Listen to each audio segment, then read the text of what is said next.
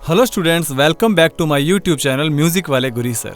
और आज इस सीरीज़ में आगे बढ़ते हुए मैं आपके लिए लेकर आया हूँ टॉप 500 क्वेश्चंस जो आपके यूजीसी नेट के एग्ज़ाम को क्रैक करने में आपको बहुत हेल्प करेंगे। इस सीरीज़ में हम जैसे ही क्वेश्चन करना शुरू करेंगे, हम एक एक क्वेश्चन को डिटेल से सॉल्व करते जाएंगे और उसमें देखेंगे कि इसका आंसर किस तरह आया है। यानी कि मैं आपको फुल डिटेल भी आपको क्लियर करता रहूँगा, क्योंकि कई बच्चों को जो टॉपिक नहीं भी पढ़ा होता तो उसके बारे में थोड़ी बहुत वो नॉलेज इसमें से गेन कर सकते हैं। तो आइए बढ़ते हैं हमारे फर्स्ट क्वेश्चन की तरफ। हमारा फर्स्ट क्वेश्चन है, ध्वनि, श्रुति, स्वर तथा नाद के उत्पत्ति क्रम को काल क्रमानुसार व्यवस्थित कीजिए। यानी कि इनके उत्पत्ति के क्रम को उनके काल के अनुसार इसको व्यवस्थित करना है। तो देखते हैं इसका आंसर क्या है। तो पहला हमारा ऑप्शन है नाद, श्रुति, ध्वनि और स्वर। यानी कि पहले नाद आया, फिर श्रुति, फिर ध्वनि और उसके बाद स्वर बना। फिर सेकंड है ध्वनि, स्वर, नाद या श्रुति। और थर्ड है ध्वनि, नाद, श्रुति, उसके बाद स्वर। और डी है नाद, ध्वनि, श्रुति और स्वर। इसमें से आप कमेंट करके बताइएगा कि आपका क्या आंसर हो सकता है। तो देखिए, अगर आपने कमेंट कर दिया है तो हमारा जो फर्स्ट का हमारा आंसर है वो है सी, ध्वनि, नाद, श्रुति और स्वर। और ये कैसे है मैं आपको बताता हूँ। देखो, ध्वनि है सामान्यतः एक माध्यम से उत्पन्न है, और नाद है संगठित ध्वनि है जो जो संगीत में उपयोगी होती है। श्रुति वह ध्वनि है जिसे कान से सुना जा सकता है, और स्वर वह ध्वनि है जो एक निश्चित पिच पर होती है। अतः उत्पत्ति क्रम में ध्वनि सबसे पहले आती है, फिर नाद, उसके बाद श्रुति और अंत में स्वर। इसीलिए पहले क्या है, ध्वनि, फिर नाद, फिर श्रुति और उसके बाद स्वर। इसी तरह हम क्वेश्चन सेकंड पर चलते हैं। दीप्ता, आयता, मृदु, मध्यमा आदि किससे संबंधित हैं? ये जो नेम दिए गए हैं, दीप्ता, आयता, मृदु और मध्यमा, ये किससे संबंधित हैं? ऑप्शन ए जाति गायन, ऑप्शन बी राग जाति, तीसरा ऑप्शन है श्रुति जाति और चौथा है ताल जाति। तो जल्दी से अपने आंसर दीजिए, इसके बाद में हम डिस्कस करते हैं कि इसका आंसर क्या है। तो देखिए, इसका आंसर है श्रुति जाति। कैसे है मैं आपको बताता हूँ। दीप्ता, आयता, मृदु, मध्यमा, ये चार नाम आपको दिए गए हैं। ये क्या है, श्रुति जाति से संबंधित है। श्रुतियाँ भारतीय संगीत के अंदर ध्वनि माप की इकाइयाँ हैं। ये श्रुतियाँ स्वरों के सूक्ष्म भेद बताती हैं। इस प्रकार ये शब्द श्रुति जाति के विभिन्न प्रकारों को दर्शाते हैं। ठीक है, ये श्रुतियाँ के नाम है। देखिए, श्रुतियों के नाम दीप्ता, आयता, मृदु और मध्यमा। फिर हमारा जो थर्ड क्वेश्चन है, ठुमरी गायन का समापन किया जाता है। बहुत ही इंपॉर्टेंट और बहुत ही सुंदर क्वेश्चन है ये, कि ठुमरी गायन का समापन किया जाता है, किससे किया जाता है? ऑप्शन ए रेलारो, बी लग्गी लड़ी, सी बोल बाणी और डी मुखड़ा मोहरा। आप आंसर दीजिए इसका, इसके बाद मैं आपको इसके बारे में डिस्क्राइब करता हूँ। तो देखिए, हमारा जो आंसर होगा वो लग्गी लड़ी होगा। ठुमरी गायन का समापन अक्सर लग्गी लड़ी के साथ किया जाता है।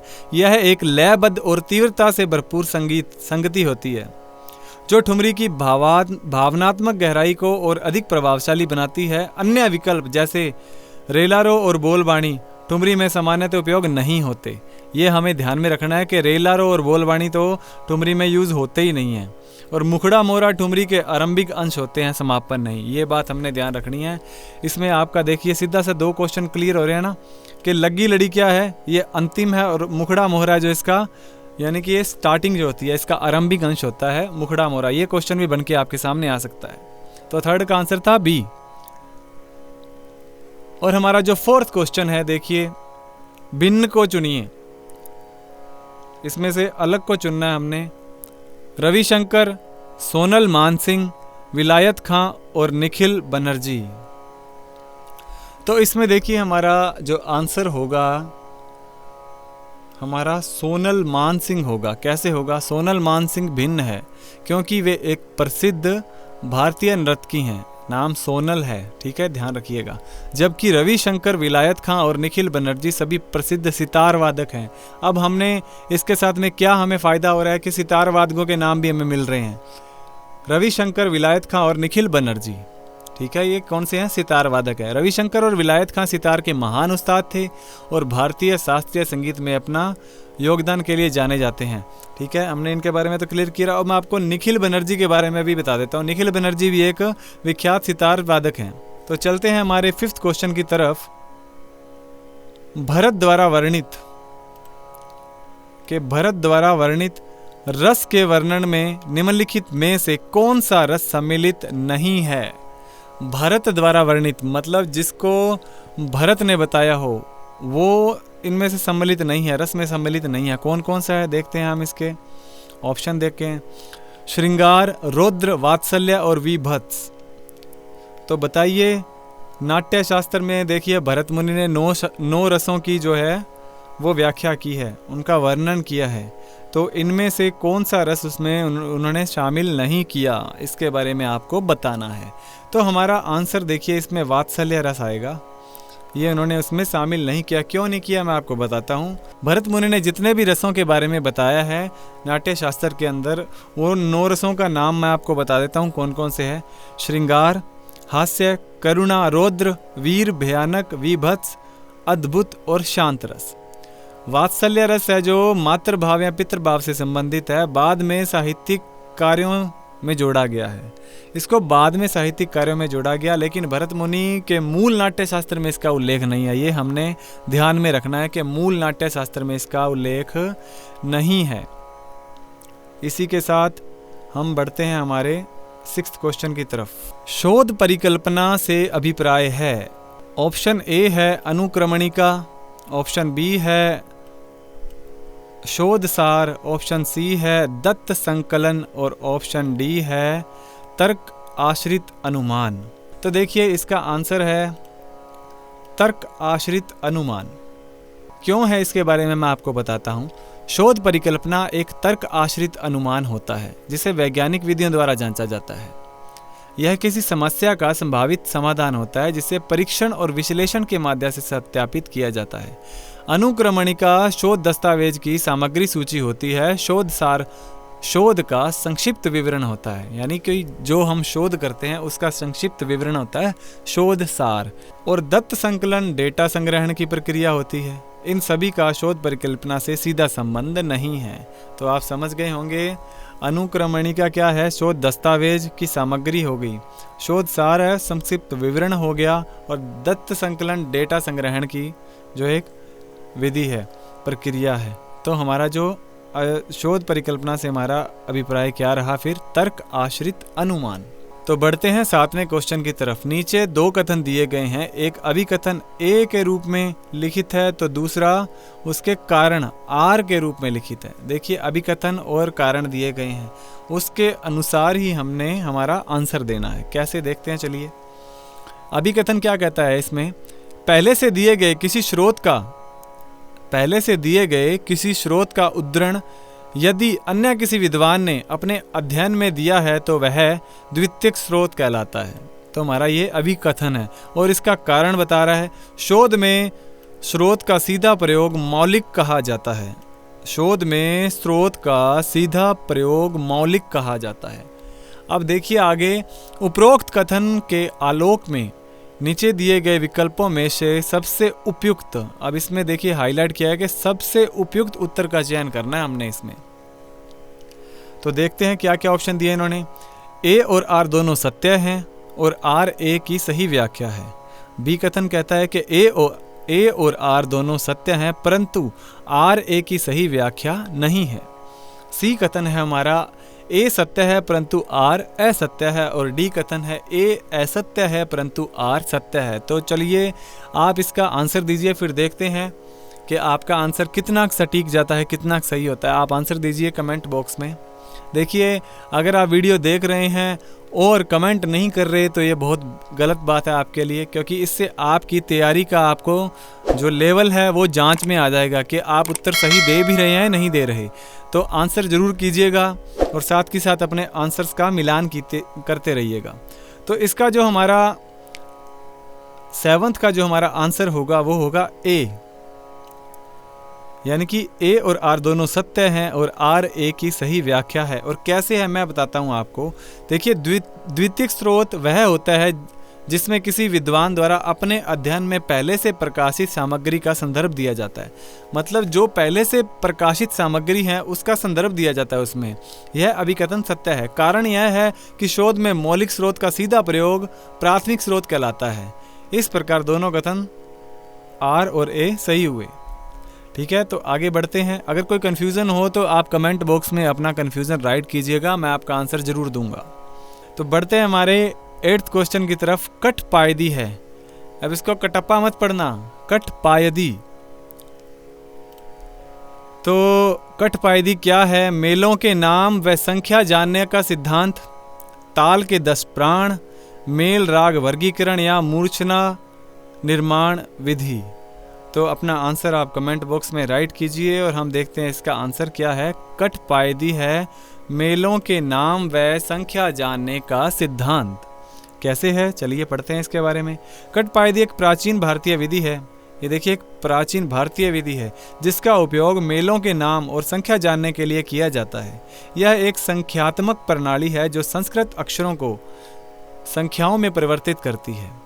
ताल के 10 प्राण, मेल राग वर्गीकरण और मूर्छना निर्माण विधि से संबंधित अन्य सिद्धांत हैं जो कठपायदी से अलग हैं। तो ये जो तीनों हमारे जो बी, सी और डी ऑप्शन है ये अलग बात से संबंधित हैं। कठपायदी से मेलों के नाम व संख्या जानने का सिद्धांत संबंधित है। चलिए बढ़ते हैं हमारे 9वें क्वेश्चन की तरफ। हमारा 9th क्वेश्चन है, निम्नलिखित में से राजस्थान का लोक नृत्य कौन सा है? देखिए, ये बहुत ही सुंदर क्वेश्चन है और काफ़ी बार पूछा गया है। एक और एग्ज़ाम का पेपर जो हुआ था जो हमारा, वो मैं आपको दिखाऊंगा और उसमें भी ये क्वेश्चन पूछा गया कि राजस्थान का लोक नृत्य कौन सा है। वैसे आप सभी को पता होना चाहिए कि कौन सा है, फिर भी मैं आपको ऑप्शन बता देता हूँ। कावड़ी, करतार चलम, कच्छी घोड़ी और डी गरबा।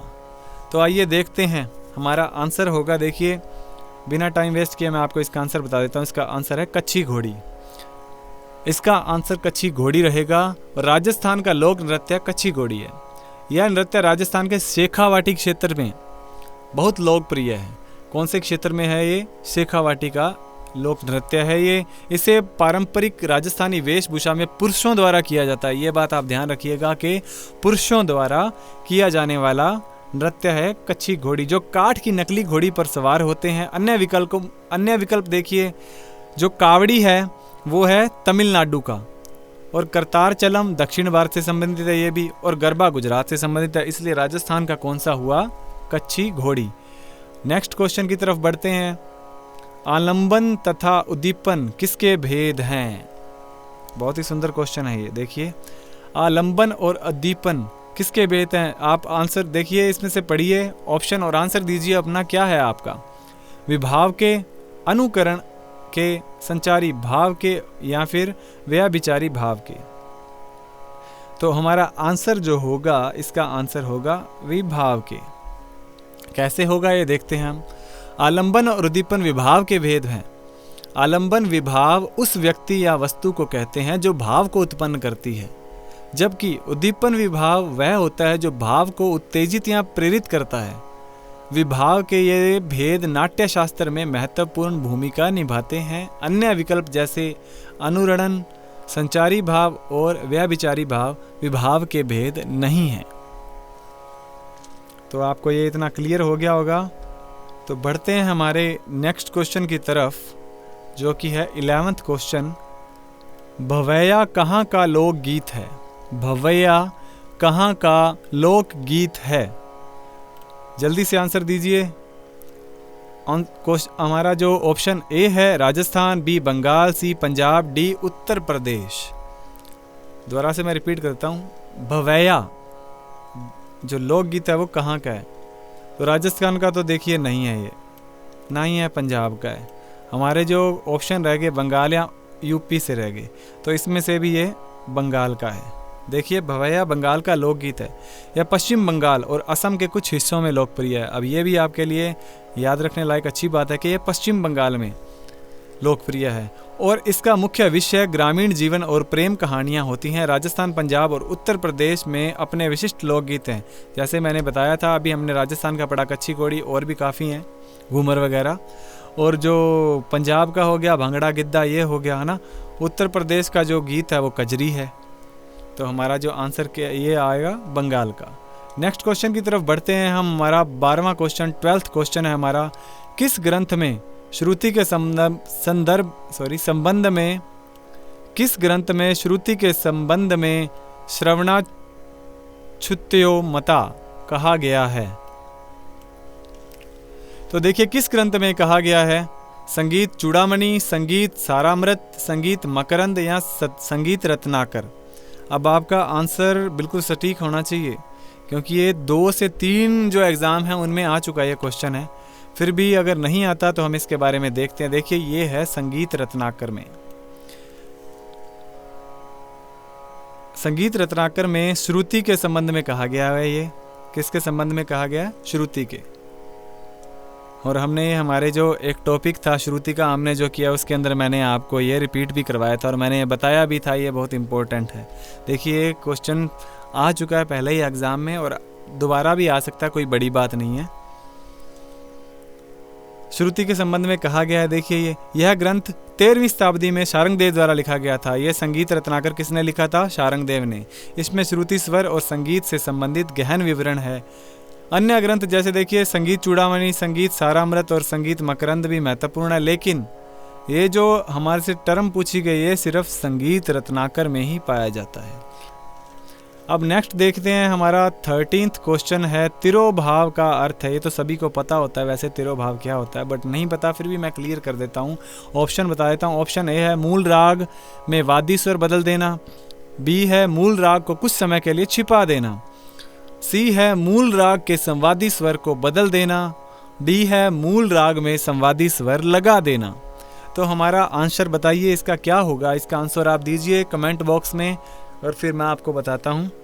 चलिए इसका आंसर देखते हैं। इसका आंसर होगा बी, मूल राग को कुछ समय के लिए छिपा देना ही तिरोभाव कहलाता है। तिरोभाव, तिरोभाव का अर्थ है मूल राग को कुछ समय के लिए छिपा देना। यह संगीत में एक तकनीक है। इसमें कलाकार मूल राग को छिपाकर उसके कुछ स्वर या अन्य राग के स्वरों का उपयोग करता है। वादी स्वर बदलना, संवादी स्वर बदलना और विवादी स्वर लगाना तिरोभाव के सही अर्थ नहीं है। अब आइए हमारे क्वेश्चन नंबर 14 पर, निम्नलिखित में से क्या ललित कला की श्रेणी में नहीं आता? निम्नलिखित में से क्या ललित कला की श्रेणी में नहीं आता? यह भी मैंने आपको देखिए जो हमने पढ़ा था ललित कला वाला जो टॉपिक था उसके अंदर मैंने आपको हमारा जो क्लास फर्स्ट है उसी के अंदर मैंने कराया था कि ललित कला की श्रेणी में क्या नहीं आता। ये ऐसा क्वेश्चन आपसे पूछा जा सकता है और ये देखिए आपके सामने है। दोबारा भी रिपीट होते रहते हैं क्वेश्चंस, तो आप थोड़ा ध्यान दीजिएगा। उसमें क्या है, ऑप्शन चेंज कर दिए जाते हैं। अब देखिए काव्य कला, पुस्तक पठन, चित्रकारी और मूर्ति कला, ये 4 ऑप्शन दिए गए हैं आपको और मैंने उसके अंदर बहुत अच्छे से बताया था आपको कि क्या है। उसके अंदर ऑप्शन बदल दिया जाता है। पुस्तक पठन इसका उत्तर होगा क्योंकि ये ललित कला के अंदर नहीं आता। मैंने बताया था आपको ललित कला में काव्य कला, चित्रकारी, मूर्ति कला शामिल है। ठीक है, इसी के साथ संगीत भी शामिल है उसके अंदर। मैंने बताया था ना 5 ललित कलाएं आपको।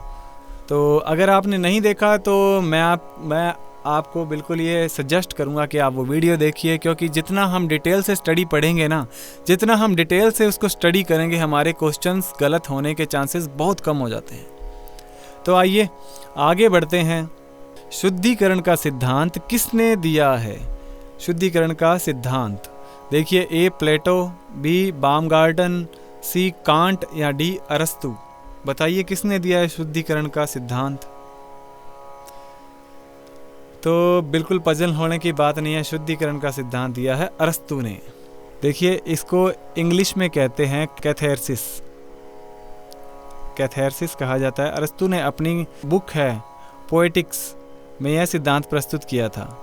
अब आगे बढ़ते हैं हम हमारे क्वेश्चन नंबर 16 पर। 16 नंबर क्वेश्चन देखिए आप। शोध प्रबंध के अंत में संलग्न महत्वपूर्ण सूचना कहलाती है। शोध प्रबंध के अंत में संलग्न महत्वपूर्ण सूचना कहलाती है। देखिए इसके ऑप्शंस दिए गए हैं। अनुक्रमणिका, आमुख, ग्रंथ सूची, विषय सूची या परिशिष्ट। बहुत ही सुंदर क्वेश्चन है देखिए ये, और इसमें आपको ऑप्शन दिए हैं केवल ए और बी, केवल बी और सी, केवल सी और डी, केवल सी और ई, इसमें बताने हैं C D C E, A B या बी सी। तो देखिए मैं आपको बता दूं, शोध प्रबंध इसको कहते हैं। देखिए ग्रंथ सूची और परिशिष्ट जो है वो कहलाते हैं। देखिए ग्रंथ सूची और परिशिष्ट यानी कि सी और ई जो भी ऑप्शन है हमारे अगर किसी के अंदर हैं, ये देखिए डी हमारा ये सही होगा, केवल सी और ई कहलाएंगे। अंत में जो संलग्न होती है वो ग्रंथ सूची होती है और परिशिष्ट, जिसको इंग्लिश में कहते हैं बाइबलियोग्राफी और अपेंडिक्स। देखिए ग्रंथ सूची को कहते हैं बाइबलियोग्राफिक और परिशिष्ट को कहते हैं अपेंडिक्स। बढ़ते हैं हमारे नेक्स्ट क्वेश्चन की तरफ। Question number 17। नीचे दो कथन दिए गए हैं, एक अभिकथन ए के रूप में लिखा गया तो दूसरा उसका कारण आर के रूप में। ऐसे क्वेश्चन अक्सर आपको नेट में या अन्य जो एग्ज़ाम होते हैं हमारे उनमें देखने को मिलते हैं, तो इसका अभ्यास करते रहिएगा।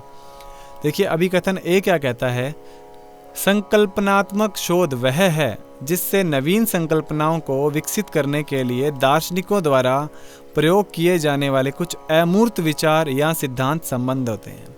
और इसका कारण बता रहे हैं ये, कला संबंधी विषयों के शोधकर्ता कभी भी हस्तक्षेप या दत्त आधारित शोध पर आश्रित अनुभवजन्य शोध का प्रयत्न नहीं करते हैं। ऑप्शन ए में कह रहा है ए और आर दोनों सत्य हैं, आर ए की सही व्याख्या है। ऑप्शन बी है ए और आर दोनों सत्य हैं लेकिन आर ए की सही व्याख्या नहीं है। सी है ए सत्य है लेकिन आर असत्य है। और डी है ए असत्य है लेकिन आर सत्य है। तो हमारा ये 17th क्वेश्चन है, इसका आंसर आप दीजिए और फिर मैं बताता हूँ आपको इसका आंसर कैसे और क्या होगा। तो जो हमारा इसका आंसर होगा 17th क्वेश्चन का, उसका आंसर होगा आपका सी, ए सत्य है लेकिन आर असत्य है। कैसे है देखते हैं। जो हमारा अभिकथन ए है वो सत्य है क्योंकि संकल्पनात्मक शोध में दार्शनिक और अमूर्त विचारों का प्रयोग किया जाता है। दार्शनिक और अमूर्त विचारों का कारण जो दिया गया है आर वो असत्य है क्योंकि कला संबंधी विषयों में शोधकर्ता भी हस्तक्षेप या दत्त आधारित अनुभवजन्य शोध कर सकते हैं। वे अपने अनुसंधान में विभिन्न प्रकार की विधियों का प्रयोग कर सकते हैं जिसमें हस्तक्षेप और डाटा संग्रहण शामिल है। तो देखिए ये जो आर तो है ये गलत है और ए सही है। ए सत्य है और आर असत्य है। हमारा आंसर जो ऑप्शन नंबर सी है वो सही है। देखिए नेक्स्ट क्वेश्चन, वाद्यवृंद का अन्य नाम है। ये आपका मैं जो अभी नेक्स्ट जो बना रहा हूँ क्लास उसके अंदर टॉपिक है वाद्यवृंद।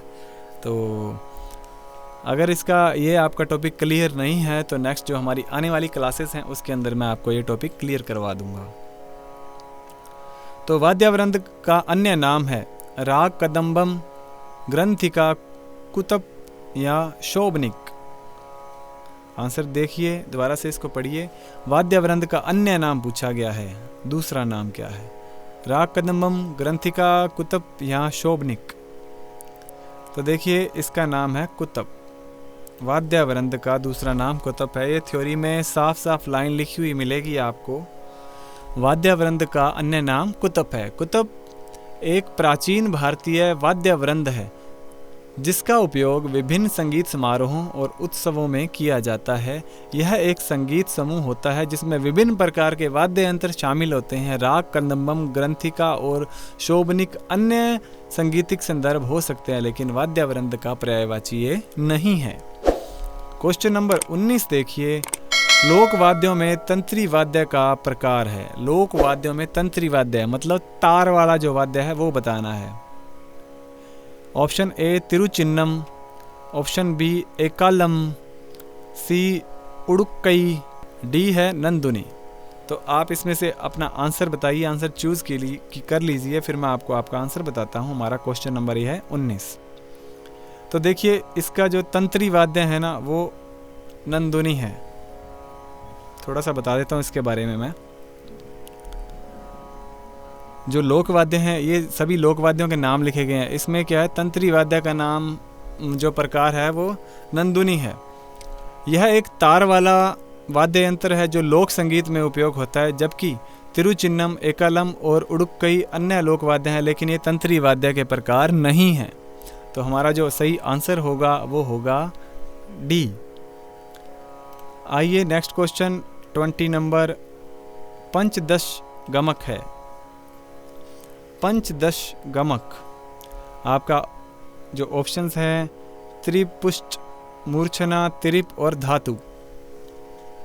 आंसर दीजिए, फिर मैं आपको इसके बारे में बताता हूँ। तो देखिए पंचदश गमक जो पूछी गई है वो कौन सी है, वो है जी त्रिप। त्रिप एक पंचदश गमक है। पंचदश गमक में त्रिप एक प्रकार का गमक है। गमक संगीत में स्वर को सजाने और अलंकृत करने की तकनीक है। आपका जो नेक्स्ट क्वेश्चन है वो है नेक्स्ट क्वेश्चन 21, अंग द्रुत का अक्षर काल है। अंग द्रुत का अक्षर काल है option A 1, option B 4, option C 8, option D 2। तो देखिए मैं आपको बता दूं, अगर ये टॉपिक क्लियर नहीं है आपका, तो अंग द्रुत का अक्षर काल 2 होता है। संगीत में अंग द्रुत वह गति है जिसमें एक मात्रा में 2 अक्षर यानी कि 2 स्वर बजाए जाते हैं एक मात्रा के अंदर, उसको कहते हैं अंग द्रुत का। ठीक है, यह ताल का एक महत्वपूर्ण पहलू है जो संगीत की लय को तेज बनाता है। चलिए नेक्स्ट क्वेश्चन की तरफ बढ़ते हैं। हमारा 22 नंबर क्वेश्चन,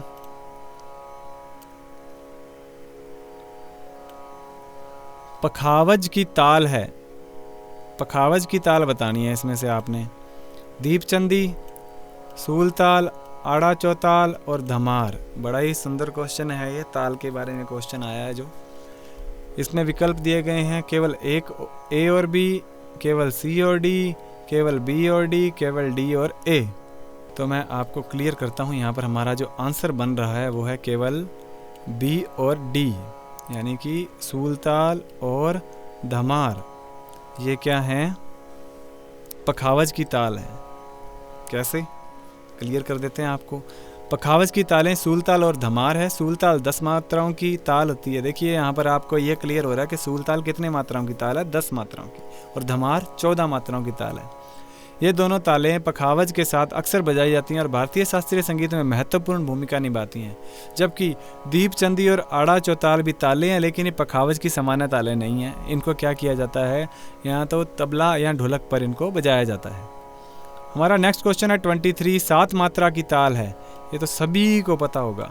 दादरा, तीव्रा, रूपक या कहरवा। 7 मात्रा की ताल बतानी है, केवल ए और बी, केवल बी और सी, केवल डी और बी, केवल सी और ए। तो हमारा आंसर इसमें बन रहा है जी तीव्रा और रूपक। इसका आंसर देखते हैं कौन सा ऑप्शन है हमारा, ये रहा बी और सी। तो तीव्रा ताल भी 7 मात्रा की है और जो रूपक है वो भी 7 मात्रा की ताल है। 7 मात्रा की तालें तीव्रा रूपक हैं। तीव्रा ताल में 7 मात्राएं होती हैं। यह है 3, 2, 2, यानी कि इसके जो विभाग होते हैं 3, 2 और 2 में होते हैं। और रूपक ताल में भी 7 मात्राएं होती हैं, उसमें भी क्या होते हैं, 3, 2, 2 के विभाग होते हैं। दादरा में 6 मात्राएं होती हैं और कैरवा में सबको पता है कि 8 मात्राएं होती हैं। ठीक है, अब आगे बढ़ते हैं हमारे क्वेश्चन नंबर 24 पर। हमारा क्वेश्चन है, रविंद्र संगीत में प्रयोग किए जाने वाले विशिष्ट वाद्य यंत्र की पहचान कीजिए। विशिष्ट वाद्य यंत्र की पहचान करनी है जो कि रविंद्र संगीत में प्रयोग किया जाता है। हमारे ऑप्शन है ए दिलरुबा, बी ढोलक, सी इसराज और डी आनंद लहरी। तो इसका आंसर आप बताइएगा। चलिए देखते हैं इसका आंसर क्या है। इसका आंसर है सी इसराज। रविंद्र संगीत में प्रयोग किए जाने वाले विशिष्ट वाद्य यंत्र कौन सा है, इसराज है। इसराज एक तार वाला वाद्य यंत्र है जो बांग्ला संगीत और विशेषकर रविंद्र संगीत में महत्वपूर्ण भूमिका निभाता है। जबकि ये देखिए दिलरुबा, ढोलक और आनंद लहरी भी वाद्य यंत्र हैं, लेकिन ये रविंद्र संगीत में विशिष्ट रूप से प्रचलित नहीं है। इसी के साथ हमारा नेक्स्ट क्वेश्चन नंबर 25, घसीट निम्नलिखित में से किससे संबंधित है। घसीट किससे संबंधित है हमें यह बताना है। हमारे ऑप्शन है तबला, सितार, हारमोनियम, पखावज। तो हमारा आंसर होगा इसके अंदर घसीट होती है सितार के अंदर। आंसर नंबर है हमारा बी। घसीट सितार से संबंधित है। घसीट एक तकनीक है देखिए जिसमें सितार के तारों को खींचकर या फिसलाकर ध्वनि उत्पन्न की जाती है। यह तकनीक संगीत के अलंकरण संगीत के अलंकरण और सुंदरता को बढ़ाती है। तबला, हारमोनियम और पखावज में इस प्रकार की विशेष तकनीक नहीं होती। हमारा नेक्स्ट क्वेश्चन है 26। रबाब और सरोद किस वीणा का परिष्कृत रूप है? रबाब और सरोद किस वीणा का परिष्कृत रूप है? तो हमारे ऑप्शन जो हैं विपंची, पिनाकी वीणा, कात्यायनी वीणा और चित्रा वीणा। तो हमारा जो आंसर है 26 का वो होगा, देखिए, चित्रा वीणा। चित्रा वीणा एक प्राचीन भारतीय वाद्य यंत्र है और रबाब और सरोद इसके आधुनिक संस्करण माने जाते हैं। देखिए, प्राचीन वाद्य यंत्र है चित्रा वीणा, उसके जो आधुनिक संस्करण हैं वो कौन से हैं? रबाब और सरोद। सरोद जो आजकल भारतीय शास्त्रीय संगीत में प्रमुखता से प्रयोग होता है, रबाब से विकसित हुआ है और इसमें चित्रा वीणा के कुछ तत्व शामिल हैं। विपंची, पिनाकी और कात्यायनी वीणा अन्य प्रकार की वीणा है, लेकिन रबाब और सरोद से उसका कोई सीधा संबंध नहीं है। हमारा नेक्स्ट क्वेश्चन है, निम्नलिखित में से किसने सर्वप्रथम 12 स्वर मूर्छना का प्रारंभ किया? किसने किया सर्वप्रथम 12 स्वर मूर्छना का? हमारे ऑप्शन है भरत, कल्लीनाथ, कश्यप और मतंग। तो इसमें हमारा आंसर होगा मतंग ने, डी आंसर होगा हमारा। मतंग ने अपने ग्रंथ, मतंग का ग्रंथ है जी बृहत संहिता, उसने इसमें क्या है, इन मूर्छनाओं का वर्णन किया है। भरत, कल्लीनाथ और कश्यप ने भी संगीत के विभिन्न पहलुओं पर कार्य किया है, लेकिन 12 स्वर मूर्छना के प्रारंभ में विशेष रूप से मतंग का योगदान है। इसी के साथ हम नेक्स्ट क्वेश्चन 28 पर चलते हैं। राग जौनपुरी के आरोह में कोमल गंधार को माना जाता है। अभ्यास मूलक बहुत्व, लंघन मूलक अल्पत्व, अलंघन मूलक बहुत्व और अनभ्यास मूलक अल्पत्व। तो इसमें से देखिए क्या माना जाता है राग जौनपुरी के अंदर? इसको माना जाता है जी, इसका आंसर है बी, लंघन मूलक अल्पत्व माना जाता है। इसका अर्थ है कि इस राग में आरोह के दौरान कोमल गंधार का उपयोग नहीं किया जाता, यानी इसे छोड़ा जाता है। अभ्यास मूलक बहुत्व, अलंघन मूलक बहुत्व और अनभ्यास अल्पत्व इस संदर्भ में सही नहीं है, क्योंकि राग जौनपुरी के अभ्यास में क्या है, कोमल गंधार का प्रयोग नहीं होता। ये चीज़ आपने ध्यान रखनी है। अल्पत्व से भी नहीं लगता ये, इसका लंघन करना है। लंघन मतलब लांघ के जाना। फिर आज नेक्स्ट 29 नंबर, उद्ग्रह निम्नलिखित में से किस विधा से संबंधित है? उद्ग्रह जाति गायन, कव्वाली, प्रबंध या सादरा? जल्दी से बताइए इसका आंसर। तो देखिए इसका आंसर जो बनता है वो है प्रबंध, सी, प्रबंध। उद्ग्रह प्रबंध से संबंधित है जी। प्रबंध प्राचीन भारतीय संगीत की एक विधा है जिसमें उद्ग्रह प्रारंभिक भाग होता है। जाति गायन, कव्वाली और सादरा विभिन्न संगीत विधाएं हैं ये, लेकिन उद्ग्रह विशेष रूप से प्रबंध से जुड़ा है। इसी के साथ हमारा नेक्स्ट क्वेश्चन 30, संगीत रत्नाकर में सालग सूड़ प्रबंध के कितने भेदों का उल्लेख है? सालग सूड़ प्रबंध में प्रबंध के कितने भेदों का उल्लेख है? तो बात क्वेश्चन आया है संगीत रत्नाकर से। संगीत रत्नाकर में सालग सूड़ प्रबंध में 7 भेदों का उल्लेख है जी, 7 भेदों का उल्लेख है। शारंगदेव ने अपने ग्रंथ संगीत रत्नाकर में विभिन्न प्रकार के प्रबंधों का वर्णन किया है, जिसमें सालंग सूड़ के 7 भेद शामिल हैं। 8, 9 और 13 भेद अन्य प्रकार के प्रबंधों या संगीत सिद्धांतों में हो सकते हैं, लेकिन सालग सूड़ प्रबंध के लिए 7 भेद सही उत्तर है हमारा। नेक्स्ट आ जाइए जी, शौरी मियाँ के पिता कौन है? देखिए शौरी मियाँ की जिन्होंने जीवनी पढ़ी है उनको पता होगा शौरी मियाँ के पिताजी कौन हैं। गुलाम रजा, गुलाम गौस, गुलाम रसूल या गुलाम अली? तो बताइए। देखिए आपको यहीं से पता लग जाना चाहिए। शौरी मियाँ तो इनके हैं जी गुलाम रसूल। देखिए गुलाम रसूल भी एक प्रसिद्ध संगीतकार थे। उन्होंने अपने बेटे जो शौरी मियाँ को संगीत का प्रशिक्षण दिया था इनको। और ये जो शौरी मियाँ हैं इन्होंने भारतीय शास्त्रीय संगीत, विशेष रूप से इन्होंने ध्रुपद शैली में महारत हासिल की थी। तो आगे बढ़ते हैं हम। हमारा क्वेश्चन नंबर 32, राग के समय सिद्धांत के अनुसार कोमल रे और शुद्ध गा के रागों के लिए उपयुक्त समय कौन सा है? कोमल रे और शुद्ध गा के लिए कौन सा समय है भाई इनका? तो इसका आएगा जी आंसर है इसका बी, 4 से 7। देखिए कोमल रे और शुद्ध गा, इनका समय है 4 से 7। नेक्स्ट क्वेश्चन है, सिंह भूपाल द्वारा रचित संगीत रत्नाकर की टीका है। संगीत रत्नाकर की टीका किसने की थी? सबसे पहले तो ये क्वेश्चन बन रहा है इसमें, सिंह भूपाल ने की थी, और उन्होंने जो टीका की थी उसका नाम क्या है? संगीत सुधाकर। तो उसका नाम है संगीत सुधाकर। इन्होंने क्या किया, इसमें जब संगीत रत्नाकर ही लिख दिया था तो इन्होंने इसकी टीका क्यों की? क्योंकि इसमें देखिए क्या है, इसमें संगीत के विभिन्न पहलुओं पर विस्तृत टिप्पणी और व्याख्या की गई है। नेक्स्ट आ जाइए, निम्नलिखित में से किस पुस्तक के लेखक फ़कीरुल्लाह हैं? फ़कीरुल्लाह ने कौन सी पुस्तक लिखी है? ये क्वेश्चन है। रागमाला, राग मंजरी, राग दर्पण या राग कल्पद्रुम? तो बताइए इसका आंसर क्या होगा? इसका आंसर होगा राग दर्पण। राग दर्पण है, ठीक है। इसमें क्या है, फ़कीरुल्लाह ने इस पुस्तक में क्या विशेषता बताई है जी? रागों की उत्पत्ति, स्वर संरचना और गायन शैली का वर्णन किया है इसके अंदर, अगर ये पूछ लिया जाए तो, ठीक है। नेक्स्ट क्वेश्चन है, निम्नलिखित में से कौन सा मेजर स्केल के समान है? मेजर स्केल पूछा गया है। मेजर और माइनर का आपको पता होना चाहिए। तो देखिए इसमें हमारे जो ऑप्शन है काफ़ी, बिलावल, आसावरी और भैरव, ये मेरे अकॉर्डिंग तो सबको पता होगा कि ये मेजर स्केल बिलावल, यानी कि सिर्फ शुद्ध स्वरों का उपयोग हो रहा है मेजर स्केल, और माइनर में कोमल स्वरों का भी यूज़ होता है, आपको पता है। तो इसके बारे में थोड़ा सा आपको एक मैं बताता हूँ। इसमें पश्चिमी संगीत में ना इसको आयोनियन मोड कहते हैं। 7 स्वर होते हैं, आपको पता है बिलावल थाट में, जिसमें क्या है मेजर सारे गामा पधा नी, ठीक है।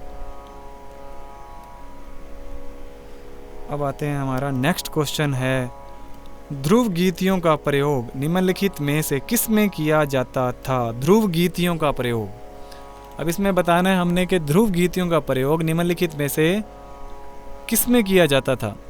जाति गायन, वृंद गायन, नाट्य या ध्रुपद? जाति गायन, वृंद गायन, नाट्य या ध्रुपद? तो बताइए इसका आंसर क्या होगा? ध्रुव गीतियों का, देखिए मैं आपको सीधा और सिंपल बताता हूँ, ध्रुव गीतियों का नाट्य में होता है। प्राचीन भारतीय नाट्य शास्त्र में ध्रुव गीतियाँ विशेष प्रकार की संगीत रचनाएं थी, जिनका प्रयोग नाटकों में विभिन्न प्रसंगों को प्रकट करने के लिए किया जाता था। इसका उपयोग क्या किस में होता था? नाटकों में। यह गीतियाँ नाटकों के विभिन्न अंशों में उपयोग की जाती थी, जैसे प्रवेश, प्रस्थान, युद्ध, प्रेम, इन जगहों पर इनका प्रयोग किया जाता था, ठीक है। अब चलते हैं हमारे नेक्स्ट क्वेश्चन की तरफ, क्वेश्चन नंबर 37। आइए, पूर्व लगन कण का सही उदाहरण चुनिए। पूर्व लगन जो पहले लगता है, पूर्व लगन जो कण है उसका सही उदाहरण बताना आपने। देखिए पूर्व लगन सीधा ही बता रहा है जो पहले लग रहा है, तो पहले यहाँ पे कौन सा लग रहा है जी? रे ही लग रहा है, देख के पता लग रहा है कि हमारा आंसर क्या होगा? ए। देखिए थोड़ा सा इसके बारे में बता दूं आपको। पूर्ण लगन जो कर्ण होता है वह स्वर होता है जिसमें मुख्य स्वर से पहले गाया जाता है, जिसे क्या करते हैं? मुख्य स्वर। जैसे इसमें मुख्य स्वर बताया गया गा, गा से पहले किसे गाया जा रहा है? रे को गाया जा रहा है। अब नेक्स्ट देखिए क्वेश्चन, मध्यम ग्राम के पंचम स्वर की कितनी श्रुतियाँ होती हैं? ये देखिए मैंने जो पिछला जो वीडियो बनाया था जिसके अंदर मैंने हम ग्राम के बारे में मैंने आपको डिटेल से पढ़ाया है, तो उसमें मैंने आपको अच्छे से बताया कि मध्यम ग्राम में पंचम की कितनी श्रुतियाँ होती हैं। मध्यम ग्राम में पंचम स्वर की श्रुतियाँ 3 होती हैं। देखिए जो षडज ग्राम होता है उसमें होती हैं 4 होती है ना, सा मा पा की। तो इसमें क्या था, मध्यम ग्राम बनाया तो पंचम की एक श्रुति कम कर दी, यानी कि उसको 17वीं की जगह 16वीं पर रख दिया गया था। इसकी डिटेल अगर आपने देखनी है तो मेरे पिछले लेक्चर में आप देख सकते हैं। नेक्स्ट बढ़ते हैं हम, राग कोमल ऋषभ असावरी के अवरोह में कोमल निषाद और कोमल गंधार वर्जित करने से किस राग के स्वर प्राप्त होंगे? अब ये कह रहा है कोमल ऋषभ असावरी के अवरोह में कोमल निषाद और कोमल गंधार वर्जित कर दें तो कौन सी राग के स्वर प्राप्त होंगे हमें? तो बताइए कौन सी राग के होंगे? तो इसका आंसर है जी गुणकली। गुणकली में क्या होता है जी, गुणकली में रे और धा कोमल होते हैं, जबकि ग म प नि शुद्ध स्वर होते हैं। जब कोमल रे असावरी के अवरोह से कोमल गंधार और कोमल निषाद को हटा दिया जाता है तो इसका स्वरूप गुणकली के समान ही हो जाता है।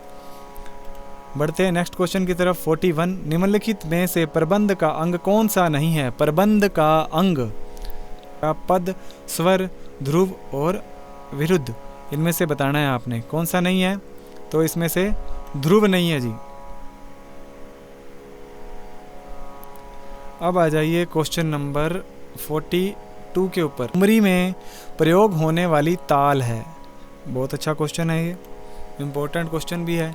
ठुमरी में प्रयोग होने वाली ताल कौन सी है? सूलताल, तिलवाड़ा, झूमरा या दीपचंदी। ठुमरी में कौन सी होती है जी? दीपचंदी चलती है, दीपचंदी चलती है। देखिए दीपचंदी की मात्राएं कितनी होती हैं आपको पता होना चाहिए। दीपचंदी में 14 मात्राएं होती हैं, 14 मात्रा। नेक्स्ट बढ़ते हैं हम। कर्नाटक संगीत पद्धति का अंतर्गंधार हिंदुस्तानी संगीत पद्धति के किस स्वर के समान है? देखिए कर्नाटक संगीत पद्धति का अंतर्गंधार हिंदुस्तानी संगीत पद्धति के किस स्वर के समान है? कोमल ग, शुद्ध ग, शुद्ध म या शुद्ध रे। अंतर गंधार जो है शुद्ध ग के समान। ये जो अंतर गंधार है हिंदुस्तानी संगीत पद्धति के शुद्ध ग के समान है। नेक्स्ट बढ़ते हैं। अयुग्म संज्ञा का प्रयोग किस ताल जाति के लिए किया जाता है? अयुग्म संज्ञा का प्रयोग किस ताल जाति के लिए किया जाता है? प्रकीर्ण, सम, त्रयस्त्र या चतुरस्त्र। तो इसका आंसर होगा जी त्रयस्त्र। इसके बारे में थोड़ा बता देता हूँ। देखिए अयुग्म ताल वो ताल है जिसकी मात्राओं का समूह विषम संख्या में होता है, विषम संख्याएं। त्रयस्त्र ताल में 3 मात्राएं होती हैं जो इसे अयुग्म बनाती हैं। और इसमें देखिए प्रकीर्ण दिया गया ना, प्रकीर्ण में क्या है? इसकी मात्राएं बिखरी होती हैं। सम ताल में मात्राएं समान होती हैं, सम ताल इसके मात्राएं समान होती हैं। और चतुरस्त्र ताल में 4 मात्राएं होती हैं, इसलिए त्रयस्त्र ताल सही उत्तर है। नेक्स्ट बढ़ते हैं हम हमारे क्वेश्चन नंबर। टेम्पर्ड स्केल के अर्ध स्वर का माप है। टेम्पर्ड स्केल के अर्ध स्वर, अर्ध स्वर के बारे में बताना है जी। टेम्पर्ड स्केल के तो उसका सीधा और सीधा है 100 सेंट। जिसको इसकी थ्योरी पढ़नी है वो मेरे चैनल को जरूर सब्सक्राइब कर लेना। मैं थ्योरी में जो चीज़ें यहाँ पर क्लियर नहीं है आप कमेंट बॉक्स में राइट कीजिएगा कि आपको ये चीज़ नहीं आती। उसकी थ्योरी मैं आपको उसका स्पेशल, चाहे मुझे शॉर्ट वीडियो उसकी बना के डालनी पड़े आपके लिए, मैं स्पेशल उस चीज़ के लिए वीडियो बनाकर जरूर डालूंगा। नेक्स्ट बढ़ते हैं हम क्वेश्चन नंबर 46। राग वसंत में यदि मध्यम तीव्र धा कोमल सा नी ध प म ग म रे ग, ये देखिए एक आपको युग्म दिया गया है इसका स्वरावली का को लिया जाए तो यह तिरोभाव होगा और इससे किस राग की छाया उत्पन्न होगी, ये पूछा गया है। राग वसंत अगर आपको आती है तो उसमें आपको पता है कि मध्यम तीव्र लगता है, धा कोमल लगता है, ठीक है, और धा और रे कोमल होते हैं और मध्यम इसमें तीव्र होता है।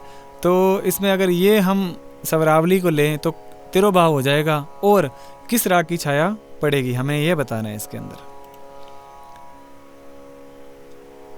तो इसका हमारा आंसर होगा, देखिए पूर्वी नहीं है, परज भी नहीं है और पूरिया कल्याण में भी नहीं होता ऐसा, तो पूरिया धनाश्री की जो है ना वो छाया पड़ती है। अगर इसके बारे में डिटेल से वोकल के बारे में स्टडी करना चाहते हैं तो भी आप चैनल को सब्सक्राइब कर लीजिएगा। उसके अंदर मैं आपकी रागों का ये जो अंतर होता है ना कि क्या स्वर हम चेंज करेंगे तो क्या राग बनेगी, उसके बारे में मैं आपको डिटेल से एक वीडियो समझाने वाला हूँ, तो आप चैनल को सब्सक्राइब कर लीजिएगा। बढ़ते हैं हमारे नेक्स्ट क्वेश्चन की ओर। क्वेश्चन नंबर 47 देखिए। मंद्र सप्तक के सारे गा की आवृत्ति क्रमशः मध्यम सप्तक के सारे गा की आवृत्ति से क्या होती है? मंद्र सप्तक यानी कि ग्राम सप्तक, उसका सारे गा की आवृत्ति है मध्य सप्तक आप जानते हैं, जो छठे काले जो हारमोनियम का जो हमारा नोट होता है, इसको छठा काला कहते हैं, सी शार्प बोल देते हैं आप। उसकी आवृत्ति से क्या होगी, ये देखिए, आपको वैसे तो पता होना चाहिए कि आधी होगी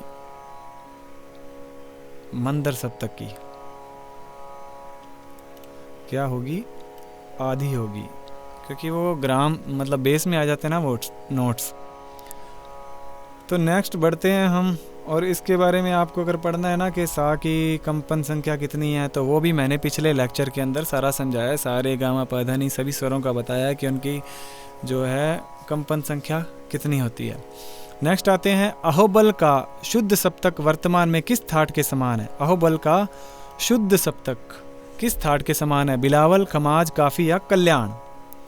तो देखिए, शुद्ध सप्तक से आप सीधा बिलावल पर मत जाइएगा, यहाँ पर ये हमारा क्वेश्चन गलत हो जाना है।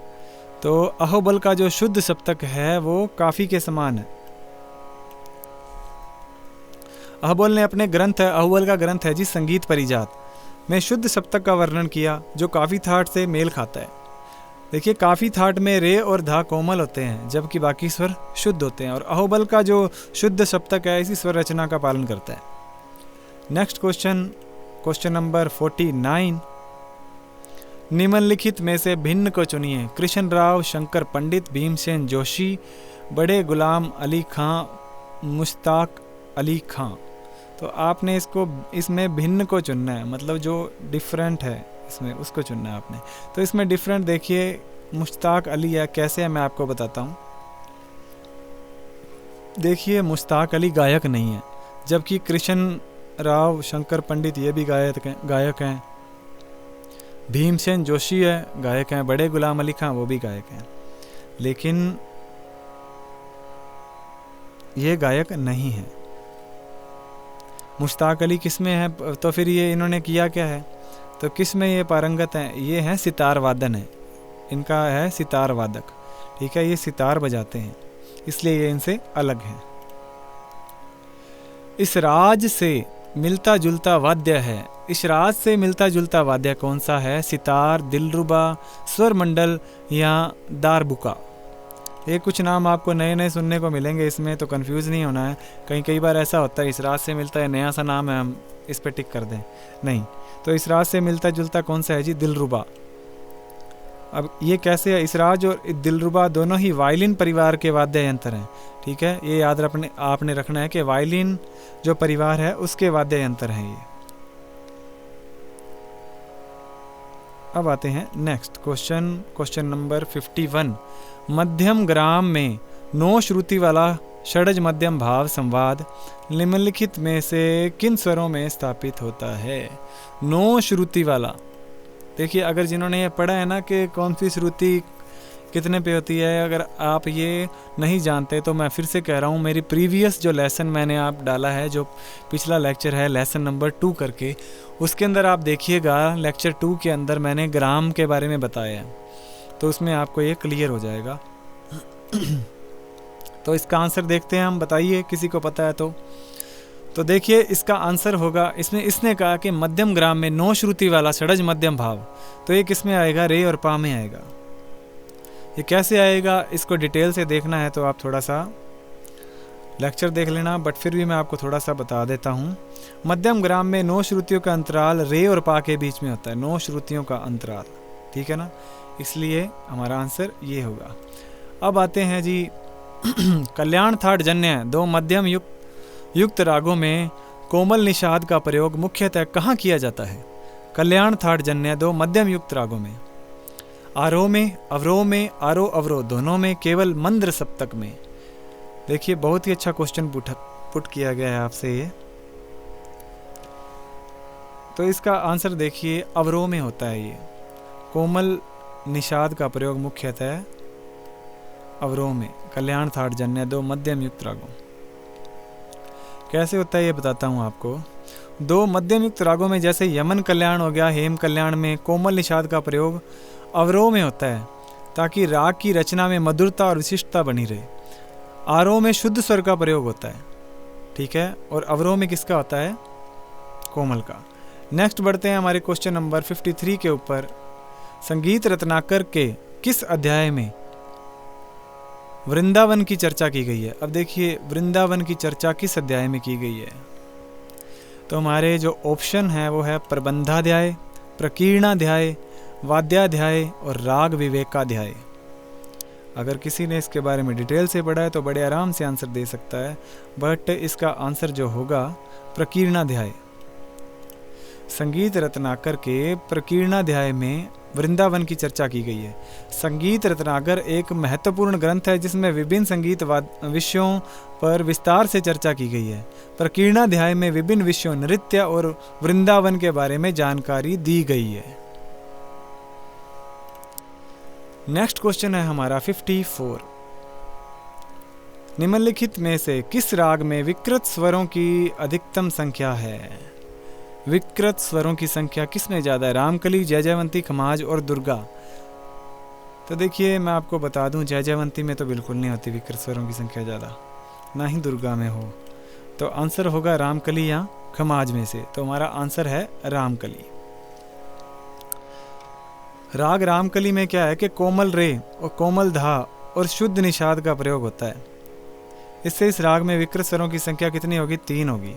अन्य के अंदर क्या होती है? कम है। तो आप देख लेना कितनी कितनी है, वो थोड़ा डिटेल से इसकी स्टडी कीजिएगा। ब्राह्मी वीणा का अन्य नाम है, ब्राह्मी वीणा का नाम बताना है जी। घोषवती वीणा, अलाबू वीणा, चित्रा वीणा या अलापिनी वीणा। ब्राह्मी वीणा का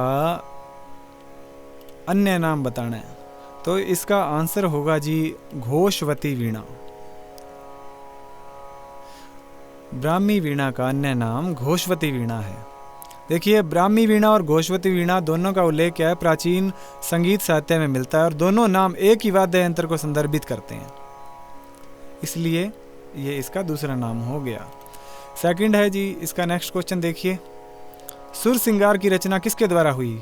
सुर सिंगार की रचना किसके द्वारा हुई? गुलाम खां, जफर खां, विलास खां या सिद्धार खां? आपने बताना है सुर सिंगार की रचना। तो सुर सिंगार की रचना हुई है जी जफर खां के द्वारा। सुर सिंगार एक भारतीय शास्त्रीय वाद्य यंत्र है, ये आप ध्यान रख लेना, कहीं आप कोई ग्रंथ मान के सोचो इसको। ये क्या है? एक भारतीय शास्त्रीय वाद्य यंत्र जो सरोद के समान है। इसका निर्माण और विकास किसने किया था? जफर खां ने किया था। नेक्स्ट क्वेश्चन, निम्नलिखित में से कौन सा आगरा घराना के प्रतिनिधि हैं? कौन आगरा घराना के प्रतिनिधि हैं? किशोरी आमोनकर, अमीर खान, राजा भैया पूछवाले या फिर लताफत हुसैन खान? बताइए इसका आंसर क्या होगा?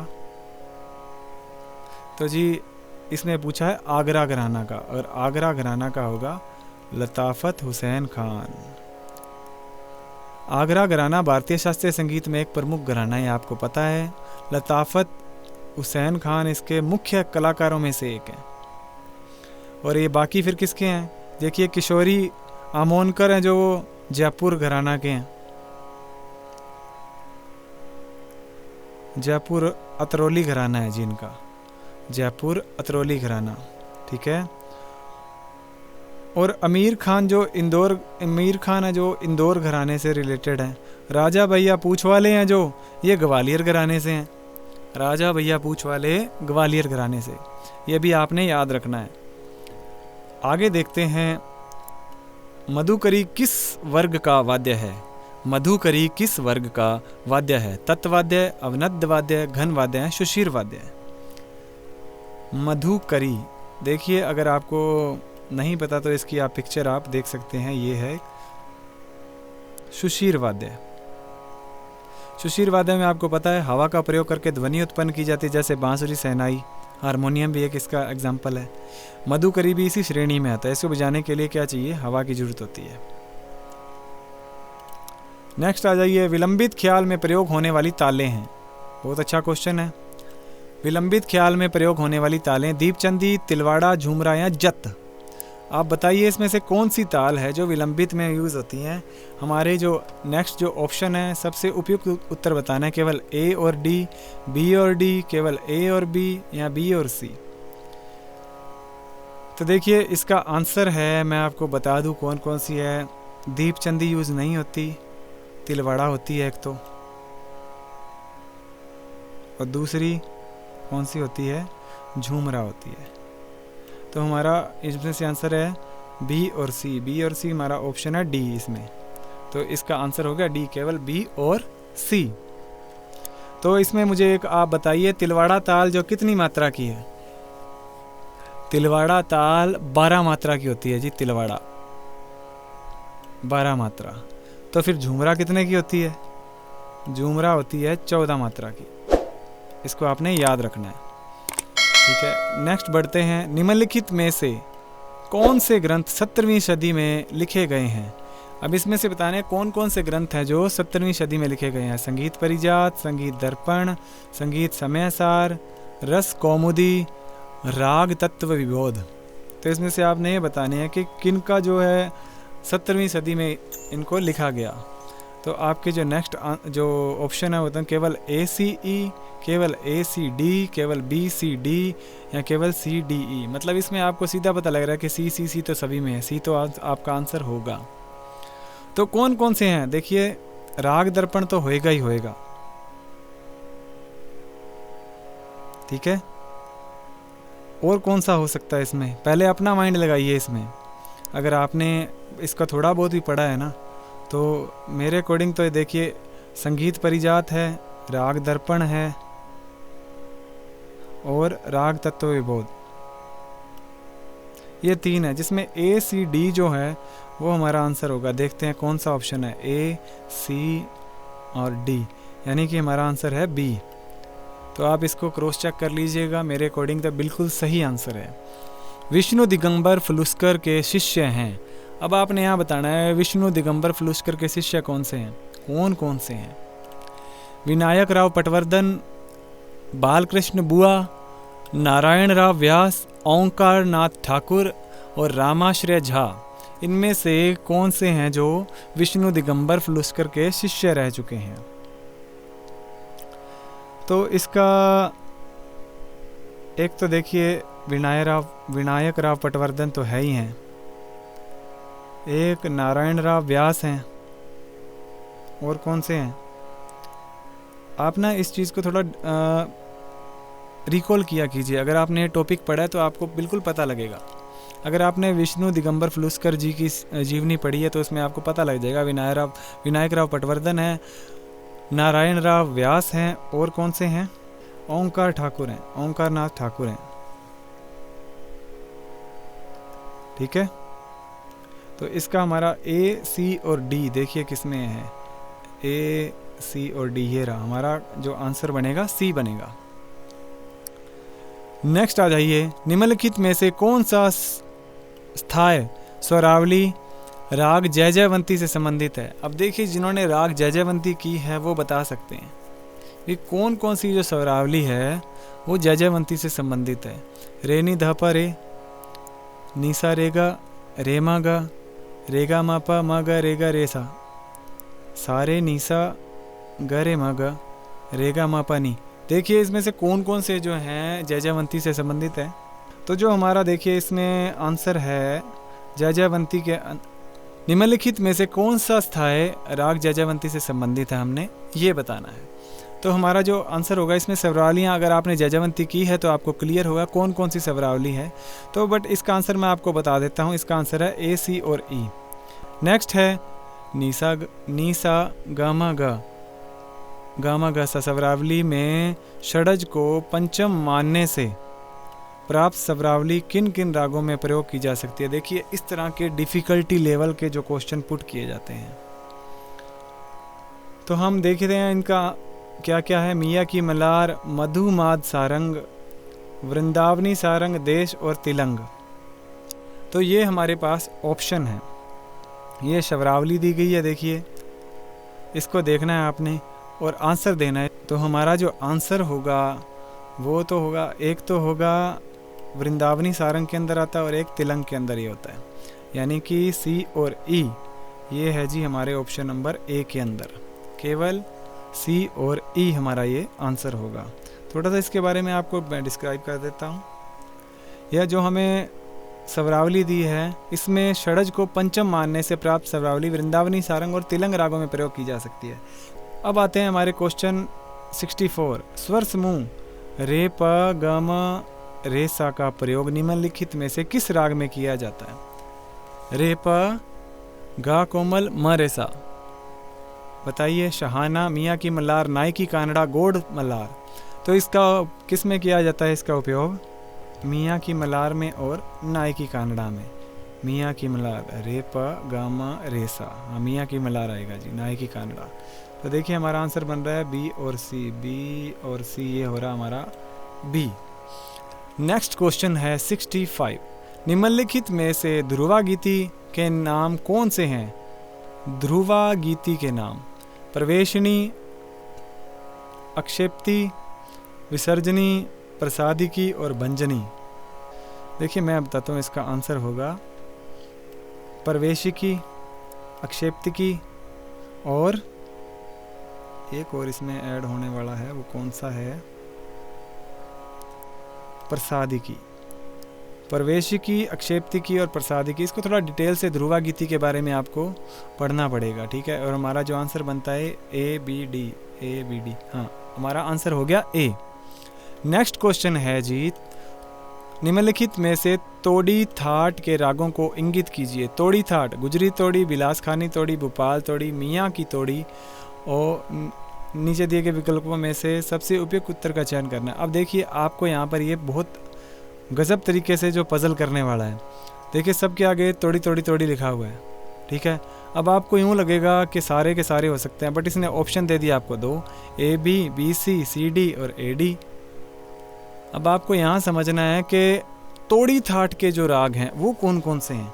अगर आपने तोड़ी थाट के रागों को पढ़ा है तो आपको बड़े अच्छे से ये पता लग जाएगा कौन सा हो सकता है। देखिए मेरे अकॉर्डिंग होना चाहिए, एक तो मियाँ की तोड़ी है, एक गुर्जरी तोड़ी लग रही है मुझे। देखते हैं हमारा answer A D. D answer होगा, क्योंकि बिलासखानी तोड़ी नहीं है, भोपाल तोड़ी भी नहीं है इसमें। इनमें कोमल गंधार और कोमल धैवत का प्रयोग होता है, ठीक है, जो कि किसमें नहीं है? बिलासखानी तोड़ी और भोपाल तोड़ी इस थाट के राग नहीं है। तो नेक्स्ट बढ़ते हैं क्वेश्चन नंबर 67 पर। निम्नलिखित में से संगीत रत्नाकर में वर्णित उत्तम वाद्यकार के लक्षणों को इंगित कीजिए। उत्तम वाद्यकार के लक्षण बताने हैं। सुभज्ञता, अनेका, कुविवेक, विकल और मिश्रक। देखिए बड़ी टिपिकल सी ये भाषा यहाँ पे यूज़ की है इन्होंने, काफ़ी टिपिकल है और इसको बड़ा सोच समझ के आपको आंसर देना पड़ेगा इसका। तो इसका आंसर जो बनता है, देखिए कौन कौन से इसमें लक्षण होने चाहिए, B C, A C, A B या बी डी। एक तो ये होता है शुभ गेयता, यानी कि बहुत अच्छा गाने वाला, बहुत अच्छा जो गाता है, एक गायक भी बहुत अच्छा होता है। अनूका कुविवेक, एक ये भी आता है। ए और बी। विकल नहीं होता, मिश्रक नहीं होता। आजकल समझते हैं ना मिश्रक यानी कि मिक्सिंग करने वाला बंदा, वो नहीं है ये। तो हमारे आंसर हो गए ए और बी। ए और बी ऑप्शन आते हैं हमारे सी में। 67 का आंसर हो गया सी। नेक्स्ट क्वेश्चन की तरफ बढ़ते हैं 68। निम्नलिखित में से भरत के अलंकारों को इंगित कीजिए। निम्नलिखित में से भरत के अलंकारों को इंगित कीजिए। सम, आवर्तक, करब और अपस्वर। तो देखिए उपयुक्त चुनना है। ऐसे क्वेश्चन खूब मिलने वाले हैं आपको नेट के अंदर, और आजकल तो केवीएस एनवीएस में भी इस तरह का पैटर्न आना शुरू हो गया, तो इसलिए अच्छे से पढ़कर आंसर दीजिए। अब इसमें क्वेश्चन है भरत के अलंकारों को इंगित करना है। इनमें कौन से हैं? सम, आवर्तक, करब और अपस्वर। बताइए इसमें कौन कौन से। अगर आपने भरत के अलंकारों के बारे में पढ़ा है तो आपका आंसर बिल्कुल सही जाएगा, बिल्कुल गलत नहीं होगा कभी भी ये। भरत के अलंकार हैं जी सम और आवर्तक। एक तो सम है और वर्तक है। हमारा आंसर हुआ ए और बी। देखिए ए और बी ऑप्शन है डी में, तो हमारा इसका राइट आंसर हो गया डी। थोड़ा इसके बारे में अगर डिस्क्राइब कर दूं आपको, तो देखिए सम और आवर्तक है ना अलंकार भरत के नाट्य शास्त्र में उल्लेखित हैं, और करब और अपस्वर हैं ये अलंकार नहीं है, इसीलिए हमारा आंसर होगा सम और आवर्तक। नेक्स्ट 69 निम्नलिखित में से एक तारा वाद्य है कौन से हैं? एक तारा जिसमें एक तार होती है, घोषका, तुनतुना, सुरिंदा और रावणत्ता। देखिए जिन्होंने ये सारे देखे हैं, रावणत्ता तो लगभग सब ने देखा होता है, ठीक है, रावण हत्ता सब ने देखा है, तो ये तो बाहर है, इसमें तो तार ज़्यादा होते हैं ना। सुरिंदा देखा है सबने, सुरिंदा में भी तार ज़्यादा होते हैं, तो घोषका और तुनतुना आंसर आएगा ए और बी। देखिए कहाँ है, ये रहा हमारा answer number, option number A सही है। नेक्स्ट क्वेश्चन की ओर बढ़ते हैं हम। 70 नंबर क्वेश्चन हमारा, प रे संगति वाले राग, प रे संगति वाले राग निम्नलिखित में से कौन से हैं? शुद्ध कल्याण, गौड़ सारंग, गौड़ मलार, छायानट या कामोद। पा रे की संगति किस में हो रही है, हमने इसमें ये बताना है। एक तो शुद्ध कल्याण में प रे संगति वाले ना, शुद्ध कल्याण है, गौड़ सारंग और छायानट, यही है। गौड़ मलार में नहीं होती पा रे की और कामोद में भी नहीं होती, ठीक है। ए बी और डी, देखिए किसमें हमारा आंसर, ए बी डी, ये रहा बी नंबर ऑप्शन हमारा सही है। 70 नंबर जो क्वेश्चन है हमने कंप्लीट कर लिया। अब आते हैं 71 नंबर क्वेश्चन। ये सूचियां हैं, इनको मिलान करना है भैया आपने। संगीत एक सूची एक को सूची 2 से मिलाना है हमने। संगीत राज, संगीत सार, संगीत समय सार, संगीतांजलि। अगर आपने ये पढ़ा है किस किस ने लिखी है, तभी आपको बिल्कुल अच्छे से याद होगा ये।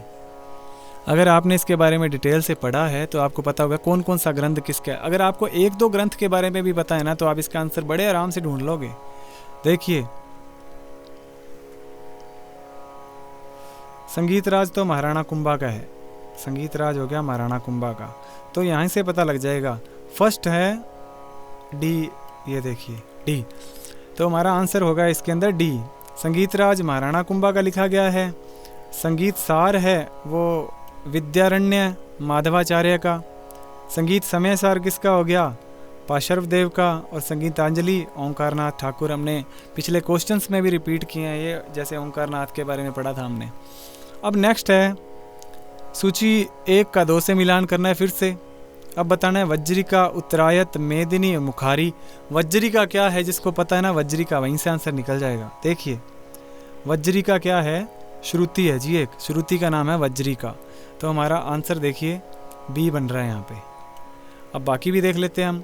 उत्तरायत क्या है, मूर्छना है एक, मेदिनी मेल है, और मुखारी एक जाति है। तो आपका आंसर यहीं से आपको मिल जाएगा। अगर एक दो चीज़ें पता है ना आपको, तो दूसरी चीज़ें आराम से ढूंढ सकते हो आप। नेक्स्ट देखिए सूची 1 का 2 से मिलान फिर से। ये आपको स्वर संगतियाँ दी गई हैं और आपको इनको राग से मिलाना है। अब फिर से वही बात, अगर आपको परफेक्टली पता है ना कि आपने इस राग, अगर जो भी आपने जैसे बिहाग की है आपने, ठीक है, बिहाग के अंदर क्या स्वर समूह चलता है, अगर आपको वो पता है तो आपका आंसर सही जाएगा। देखते हैं ज़रा, पहले आप थोड़ा सा माइंड लगा के इसको सोल्व करने की कोशिश करो कि किस तरह क्या उत्तर बन रहा है इसका। देखिए बिहाग का म प गा मा गा, म प ग म ग, बिहाग आ गया, तो यहीं से आपका आंसर निकल गया, ये रहा म प ग म ग, इसमें आ गया। बाकी फिर भी हम देख लेते हैं, ठीक है। फिर चौथा है जो दूसरे का चौथा आ गया, श्याम कल्याण की ये संगति है। और रेपा रेगा रेसा, रेगा रेसा ये आता है इसमें, श्री के अंदर आता है। रेपा गामा पा गामा रे, ये कामोद का है। देखिए यहीं से सोल्व हो जाता है। अगर आपको थोड़ी बहुत भी स्वर संगतियों के बारे में नॉलेज है तो आप आराम से क्वेश्चन को हल कर लोगे। नेक्स्ट है फिर से कलाकार और घराने बताने हैं, इस बार आपने मिलान करना है कलाकार और घराने। मणिलाल नाग, बरकतुल्ला खां, इनायत खां, रविशंकर, जयपुर सैनिया, इटावा, मेहर, विष्णु। अभी हमने थोड़ा सा पहले एक क्वेश्चन किया था, उसके अंदर अगर आपने देखा हो तो ध्यान से, बट फिर भी नहीं देखा तो मैं आपको बता देता हूँ इसका आंसर क्या है। मणिलाल नाग, नाग जो होता है विष्णु के पास होता है जी, या मैंने तो इस कोड से इसको याद किया हुआ है, नाग विष्णु के पास, तो विष्णुपुर। यहीं से हमारा आंसर सोल्व हो गया। तो ए का 4 किसका बन रहा है, 4 किस में बन रहा है, डी के अंदर बन रहा है। ए का 4 और बरकतुल्ला खां जयपुर सैनिया, ये हमने थोड़ा पहले पढ़ा था, ठीक है। और ये इनायत खां जो इटावा से है, इनायत ई से शुरू है और ई से ही इटावा, मैंने इनको इस तरह से याद किया हुआ है। रविशंकर का है जी मेहर। आगे बढ़ते हैं, सूची 1 का 2 से मिलान फिर से। वाद्य और वाद्यों की श्रेणी। अब यहाँ पर अगर आपको वाद्यों के बारे में नॉलेज है तो आप वाद्यों की श्रेणी बता सकते हैं, जैसे भूमि दुदुम्बी, वाण, तूण, जल सरंग। अब इनके बारे में बताना है आपने। भूमि दुदुम्बी होता है जी एक अवनद वाद्य है। देखते हैं इसका आंसर ए का 4 किसी और में है क्या? नहीं है। तो देखिए हमारा आंसर मिल गया 4। 4 2 3 1। वाण तंत्री है जी, तूण जो है सुशिर वाद्य है और जल सरंग घन वाद्य है, ठीक है। और एक आपको थोड़ा सा, ये मैं घरानों के बारे में बात थी, थोड़ा सा घरानों के बारे में आपको बता ही देता हूँ। मणिलाल नाग विष्णुपुर घराने हैं, सितार वादक हैं, ये याद रखना आप, ठीक है। सितार वादक हैं ये। और बरकतुल्ला खां जयपुर सैनिया घराने के कलाकार थे। इनायत खां इटावा घराने के थे, ठीक है, इटावा घराने के हो गए। और जो ये रविशंकर जी हैं ये मेहर घराने के कलाकार थे। और इनके जो मेहर घराने वाले के जो उस्ताद थे ना, इनके बारे में याद रखना। इस बार क्वेश्चन 100% पुट हो सकता है इसमें। इनके उस्ताद थे अलाउद्दीन खान। कौन थे? अलाउद्दीन खान। अब नेक्स्ट आते हैं जी, सूची 1 का 2 से मिलान। कलाकार और वाद्य। आशिक अली खां, असद अली खां, हाफिज अली खां और विजय राघव राव। यहाँ थोड़ा सा आपको दिक्कत आएगी ये निकालने में आंसर, बट फिर भी मैं आपको बताता हूँ। देखिए आशिक अली जी है ना, ये सबको पता है। आशिक अली जो हैं वो सितार वादक है, यानी कि पहले का तीसरा, यहाँ भी तीसरा है। चलो और देखते हैं। ये असद अली खां जो रुद्र वीणा बजाते हैं, 3-2, मतलब ये तो दोनों बार हो ही गए, ये दोनों तो है ही नहीं। अब इसमें आ जाओ, 3-2 दोनों में है बी। अब हाफिज अली खां, हाफिज अली खां है जी सरोद वादक, सरोद वादक। और विजय राघव राव हैं बांसुरी, विजय बांसुरी। मैंने इस तरह याद किया था इसको, विजय बांसुरी। तो हमारा आंसर क्या बन रहा है?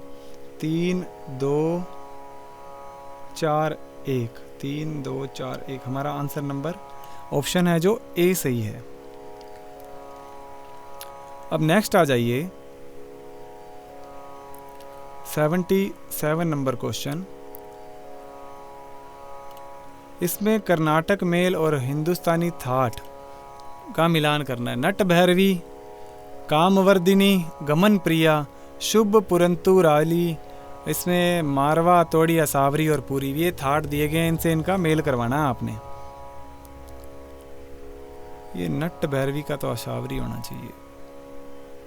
देखिए 3, नट भैरवी अशावरी, ये मैं कंफर्म हूँ। देखिए हमारे ऑप्शन क्या है? 3, ये दोनों आगे, मतलब ए नहीं है और सी नहीं है इसका आंसर। अब आगे और ढूंढते हैं हम। कामवर्दिनी, कामवर्दिनी पूर्वी, तो हमारा आंसर कामवर्दिनी पूर्वी, यानी कि 1 3 2 4 ये बन रहा है डी। देखिए नट भैरवी हो गया असावरी, कामवर्दिनी पूर्वी, गमन प्रिया मारवा और शुभ पुरंतु राली हो गया तोड़ी। तो हमारा ऑप्शन हो गया डी सही। देखिए कुछ एक चीज़ें आपको थोड़ा याद करनी पड़ती हैं, उसके कारण आप आराम से इसका आंसर निकाल सकते हैं। सूची 1 में है कलाकार और 2 में है घराने। तो आइए आंसर देते हैं इनका। जगन्नाथ बुआ, फिरोज खां, वहीद खां, देवजी, परांजपे। अब देखिए कुछ घरानों के बारे में आपने पढ़ा हुआ है, मैं मानता हूं कि आपने अच्छे से तैयारी की है, तो इसका आंसर आप सही दे पाएंगे। देखिए जगन्नाथ बुआ वो आगरा के हैं, बुआ आगरा गई, ठीक है। तो हमारा थर्ड 2 में आ रहा है, मतलब ए नहीं है और सी भी नहीं है। अब आंसर मिलेगा आपको बी या डी में से एक, बी या डी में से एक मिलेगा। चलिए फिरोज़ खां दिल्ली के हैं, देखते हैं ये भी मिल रहा है क्या। 4, हाँ हमारा आंसर निकल गया बी। तो जगन्नाथ बुआ आगरा, फिरोज़ खां दिल्ली, वहीद खां आ गए फिर हमारे किराना, और देव जी परांजपे हो गए ग्वालियर के।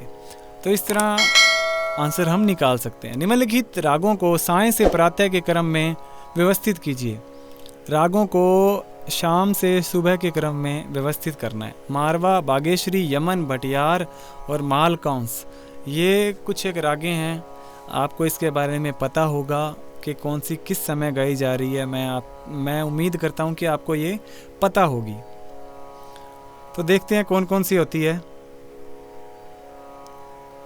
ये देखिए जो सबसे पहले शाम की राग पहले तो आ गई मारवा, फिर आ जाती है यमन, मारवा, उसके बाद यमन का टाइम है, यानी कि ए सी, ये रहा उत्तर ए। तो हमारा उत्तर हो रहा है ACBED। पहले आएगा ए, दूसरे नंबर पे ये, फिर आएगा बागेश्वरी का समय, फिर आएगा भटियार का, और 5वें नंबर पे आएगी मालकौंस। तो इस तरह हम हमारे क्वेश्चन को सोल्व कर सकते हैं। नेक्स्ट आइए 80 नंबर क्वेश्चन।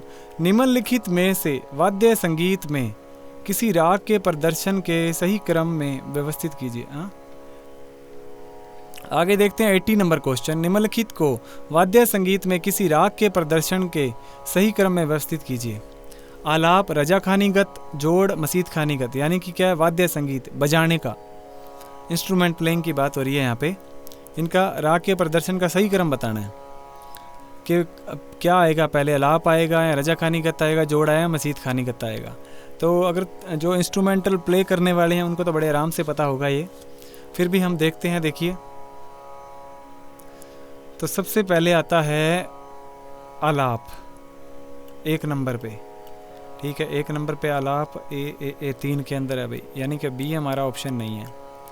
फिर आता है जी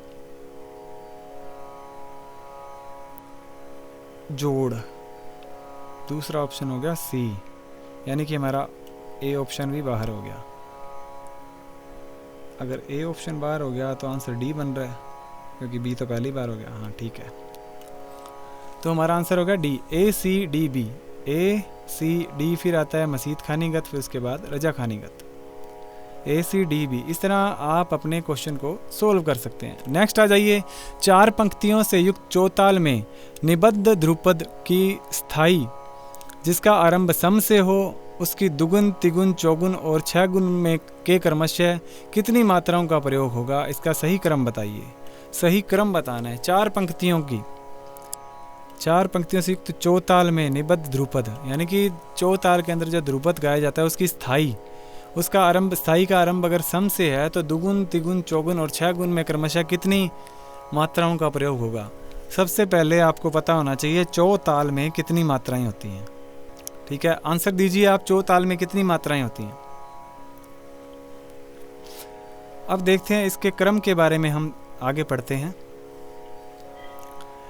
12 मात्रा, 8 मात्रा, 16 मात्रा या 24 मात्रा क्रमशः बतानी है, मतलब इनको सही क्रम में हमने व्यवस्थित करना है। तो चलिए देखते हैं 81 नंबर क्वेश्चन है हमारा। सबसे पहले आएंगी 24 मात्रा, ए, फिर 16, डी, सी, ए, इसका क्रम घटता जाएगा, ये ध्यान रखना आपने।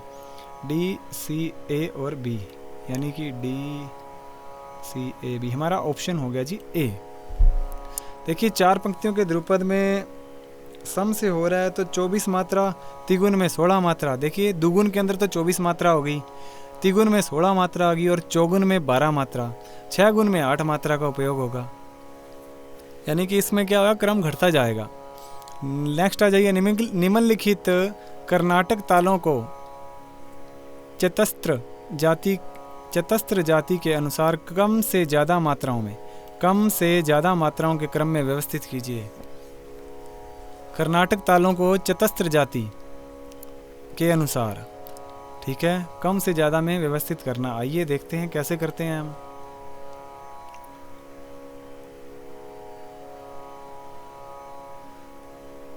कम, एक ताल 12 मात्रा, ठीक है।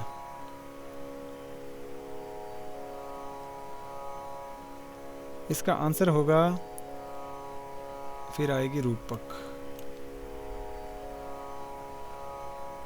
देखिए इसका बनेगा सीक्वेंस, मैं आपको बता रहा हूँ, CBD CBD, यानी कि 1 नंबर, 2 नंबर, 3 नंबर, मठ, उसके बाद अठ, यानी कि इसका बन गया CBDAE, CBDAE, हमारा ऑप्शन नंबर 4 इसमें सही होगा। अब नेक्स्ट बढ़ते हैं क्रमशः ग म प ध स्वर के वादी स्वर को दर्शाने वाले रागों के सही क्रम को इंगित कीजिए। ये कह रहा है कि घ म प ध स्वर के वादी स्वर को दर्शाना है, दर्शाने वाले रागों के सही क्रम को बताना है। हमीर, केदार, भोपाल, कामोद। अब इसमें एक आ गया कि पहला जो गा का जो होगा वो कौन सा, गा कौन सी राग का वादी है, आपने ये देखना है। देखिए गा तो होता है भोपाल का, गा हो गया भोपाल का, यानी कि पहला हमारा सी है, तो ऑप्शन हमारा आ गया बी सही, CBDA, CB। देखिए आपको बता ही देता हूँ मैं अच्छे से।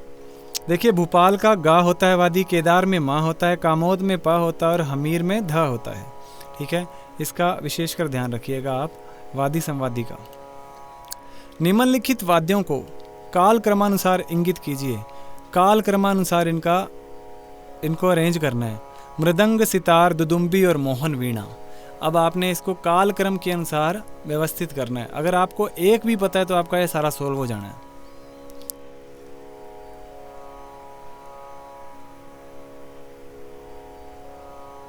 तो सबसे पहले जो हुआ दुदुम्बी, दुदुम्बी पहले आई थी, तो दुनसी, ये आंसर हो गया हमारा बी। ये सबसे प्राचीन, मतलब प्राचीन, सबसे प्राचीन हो गया, यानी कि प्राचीनतम वाद्य है दुदुम्बी। फिर आया था मृदंग, CA, ठीक है। उसके बाद आया था सितार, ठीक है। उसके बाद आई थी मोहन वीणा। मोहन वीणा का इजाद थोड़े टाइम पहले ही हुआ था, तो आपने पढ़ा होगा किसने किया था ये। आप चले, आपके लिए क्वेश्चन है कि मोहन वीणा का जो इजाद किसने किया था, वो आपने कमेंट बॉक्स में आंसर देना है। इसका फिर हम डिस्कशन करेंगे हमारी नेक्स्ट वीडियो के अंदर। तो देखिए निम्नलिखित तालों को ऐसे क्रम में व्यवस्थित करें जिसमें उनके पहले विभाग में क्रमशः 2, 3, 4 तथा 5 मात्राएं हों। निम्नलिखित तालों को ऐसे क्रम में व्यवस्थित करें जिसमें उनके पहले विभाग में क्रमशः 2, 3, 4 तथा 5 मात्राएं। तिलवाड़ा, झपताल, दादरा और धमार। पहले विभाग की बात हो रही है यहाँ पे। क्वेश्चन ये देखिएगा आप, पहले में 2 किस्में हैं, 3 किस्में हैं, 4 किस्में और 5 किस्में आपने ये बतानी है। क्रमशः होना चाहिए ये। तो आइए देखते हैं, तिलवाड़ा, झपताल, दादरा या धमार।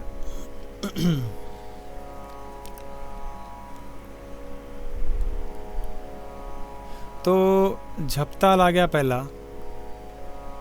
फिर दादरा में, फिर तिलवाड़ा में और धमार में, यानी कि B, C, A और D। B, C, A, D हमारा ऑप्शन नंबर A सही हुआ।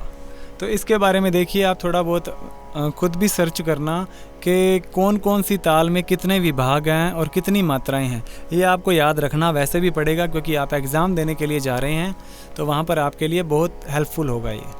निम्नलिखित नीचे 2 कथन दिए गए हैं, एक अभिकथन के रूप में लिखित है, दूसरा उसके कारण के रूप में। अभिकथन क्या है? गुलाम मोहम्मद और सज्जाद मोहम्मद सुरबहार का वादन करते थे।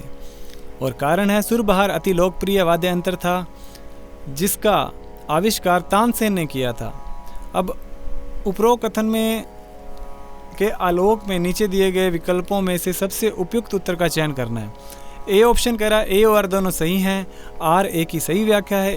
बी कह रहा है कि ए और आर दोनों सही है लेकिन आर ए की सही व्याख्या नहीं है।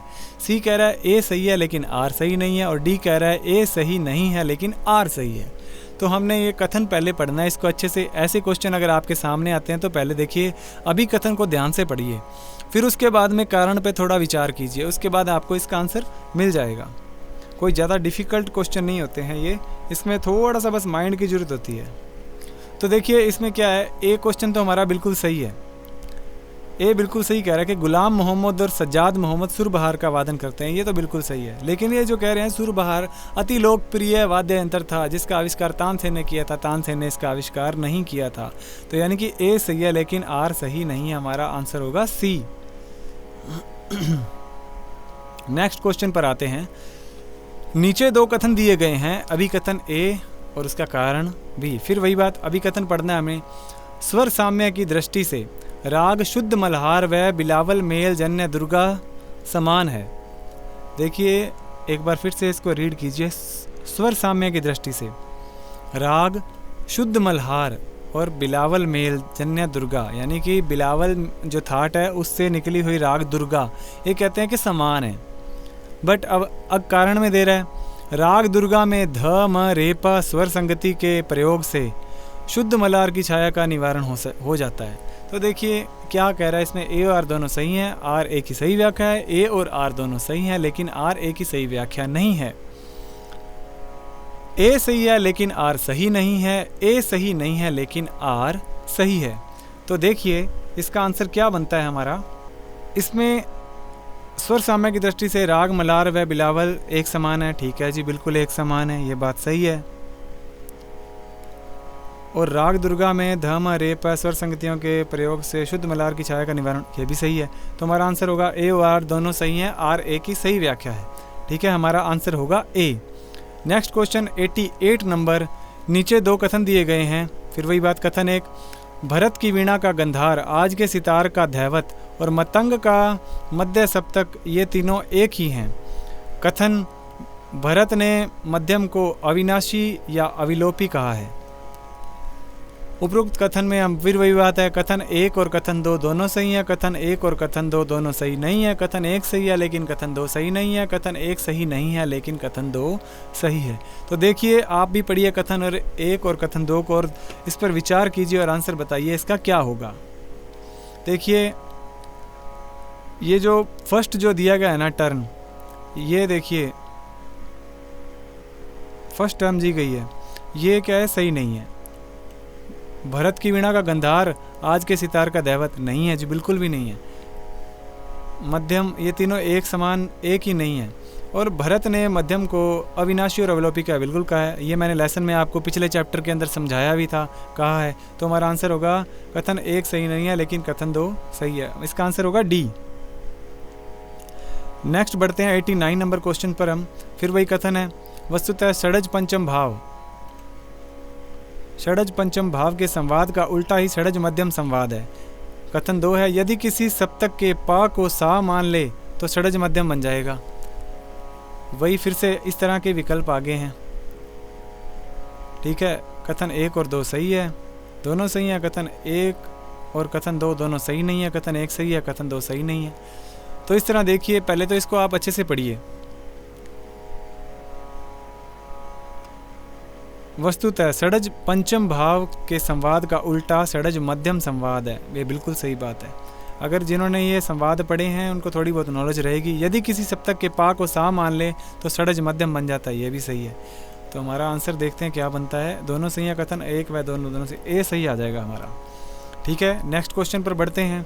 नीचे दो कथन दिए गए हैं। संधि प्रकाश रागों में अधिकतर कोमल रे ध स्वरों का प्रयोग होता है, कोमल रे और ध का। कथन दो, कुछ रागों में अपवाद रूप में यह नियम शिथिल भी होता है, ठीक है। दोनों कथन पढ़ लिए हमने। अब वही बात, एक दो सही, एक सही नहीं, दो सही, इस तरह। अब पहले हम इस पे विचार करेंगे दोनों कथनों के ऊपर कि हमारे कथन क्या कह रहे हैं। देखिए कथन एक कह रहा है, संधि प्रकाश रागों में अधिकतर कोमल रे और ध, अधिकतर की बात हो रही है, अधिकतर कोमल रे व ध प्रयोग होता है, बिल्कुल होता है जी। और कुछ रागों में अपवाद रूप से अनियम शिथिल भी होता है, बिल्कुल होता है। तो दोनों सही हैं, ये कथन एक और कथन दो दोनों सही हैं। आगे बढ़ते हैं, हमारा क्वेश्चन 91 to 95, इसको पढ़ना है पहले हमने, तो चलिए पढ़ते हैं इसको। भारतीय शास्त्रीय संगीत में बहुत से राग हैं। कलाकार भी पुरातन काल से ही बहुत से रागों का सृजन कर रहे हैं। रागों की संख्या बहुत अधिक होने के कारण समय समय पर विभिन्न वर्गीकरणों को अंगीकार किया गया। वर्तमान में राग थाट और रागांग के वर्गीकरण मुख्य प्रसिद्ध हैं। थाट राग में मुख्यतः राग में प्रयुक्त स्वरों की प्रकृति पर ध्यान केंद्रित किया जाता है, जबकि रागांग पद्धति में रागांगों और अलग अलग रागों में उनके प्रयोग पर ध्यान केंद्रित किया जाता है। कुछ ऐसे राग हैं जिनके अस्तित्व को मूर्छना पद्धति से देखा जा सकता है, अर्थात किसी विशिष्ट स्केल में किसी अन्य स्वर को षड्ज मानने के परिणाम स्वरूप एक नवीन राग की स्वरावली उत्पन्न होती है, जैसे हमने पहले क्वेश्चन किया था। अतः यह समझना बहुत महत्वपूर्ण है कि राग का उद्विकास कैसे होता है और इसकी प्रस्तुति में इन्हें कैसे व्यवहारित किया जाता है। अब इस पर डिपेंड क्वेश्चन पूछे गए हैं। स्वरावली रे ग म ध, देखिए स्वरावली दे दी हमें। मैं शुद्ध मध्यम को षड्ज माने तो इस राग का रागांग उत्पन्न होगा। षड्ज जो इसका मध्यम है उसको षड्ज मान लें तो कौन सा रागांग होगा, बताइए जरा। तो होगा तोड़ी का। इसको लगा के देखना आप, इसमें आपको तोड़ी का फील होगा। देखिए राग तोड़ी में कोमल ऋषभ, कोमल दैवत और तीव्र मध्यम का उपयोग होता है, ये आपको पता है। रे धा कोमल होता है और म तीव्र होता है। इस स्वरावली में शुद्ध मध्यम और कोमल दैवत का मिश्रण तोड़ी राग के स्वरूप स्पष्ट होता है। चलिए नेक्स्ट क्वेश्चन की ओर बढ़ते हैं। हमारा क्वेश्चन नंबर 92, सूची 1 और सूची 2 का मिलान करना है। फिर से श्री, पूर्या, पूर्वी, पूर्या, धनाश्री, इनके जो स्वरावली दी गई है इनसे इनको मैच करना है। तो आइए मैच करते हैं इसे हम। तो इसका आएगा जी श्री राग। श्री राग में सा सा नी रे रे रे, ठीक है, ये रहा पहले का तीसरा। इसमें देखते हैं पहले का तीसरा किसमें सी के अंदर है, तो हमारा आंसर यहीं से आ गया, यानी कि 3 1 4 2। पूरिया नीरेगा पूर्वी 3 1 4 और इसका 2 नंबर हो जाएगा। फिर आइए सूची 1 को सूची 2 का मिलान कीजिए। सूची 1 और 2 का मिलान करना है हमने। ये राग दी गई हैं, इसमें थाट हैं, ये बड़ा इजी होगा आपके लिए। कोमल ऋषभ असावरी, दरबारी कानड़ा सूहा और रागेश्वरी, खमाज भैरवी काफ़ी असावरी। अगर आपने थाटों के नॉलेज है, थाटों के बारे में आपने स्टडी किया और कुछ एक रागों के बारे में आपने जाना है तो आपका ये आंसर बिल्कुल गलत नहीं होने वाला। तो अगर आपको ये कोमल ऋषभ असावरी का ही पता है ना, तो ये आपका आंसर सही हो जाएगा, देख लेना। तो चलिए देखते हैं कैसे होता है। कोमल ऋषभ असावरी का कौन सा होता है? कोमल ऋषभ असावरी, आ जाइए। कोमल ऋषभ असावरी का होता है जी दैवत, सॉरी भैरवी, दैवत बोल गया मैं। कोमल ऋषभ असावरी भैरवी, यानी कि पहले का दूसरा। तो ये हमारा बी आंसर हो ही गया, पहले का दूसरा। और दरबारी कानड़ा ये असावरी का है, सबको पता है। सूहा, सूहा किसका है जी? काफ़ी। और रागेश्वरी खमास थाट, ऐसा ही है। देख लीजिएगा, क्रॉस चेक जरूर किया कीजिए, क्या पता आपको बताने वाला कोई गलत भी हो सकता है। आप इसके लिए खुद भी थोड़ा बहुत एफर्ट कीजिए ताकि आप भी खुद से कुछ जान पाएँ। तो नेक्स्ट बढ़ते हैं। निम्नलिखित में से किस राग की स्वरावली में मध्यम तीव्र ध नी सा रे, मध नी सा रे स्वरों का प्रयोग होता है? बसंत, रागेश्वरी, परज, गुजरी तोड़ी और भटियार। तो बताइए इसमें किसका होता है? हमारे ऑप्शन ये है, ठीक है। तो आपने इस स्वरावली से ही पहचान लेना है। तो देखिए ऑप्शन मैं आपको दिखा देता हूँ, BCD, CDE, ACD या BDE। अब देखिए बसंत के अंदर मध्यम तीव्र आता है, एक तो ये हो गया। परज में आता है, रागेश्वरी में, बागेश्वरी में नहीं आता, गुजरी तोड़ी भटियार, गुजरी तोड़ी में नहीं होता, भटियार। ACD, ACD यानी कि ऑप्शन नंबर सी हमारा सही है। अब आते हैं क्वेश्चन नंबर 95 पर। सूची 1 के साथ सूची 2 का मिलान करना है हमने। नायकी कानड़ा, गोड बंडलार, देसी, तिलक कामोद। देखिए आपने अगर ये रागें की है तो आप इसका आराम से आंसर दे पाएंगे। तो चलिए देखते हैं थोड़ा थोड़ा इनके बारे में।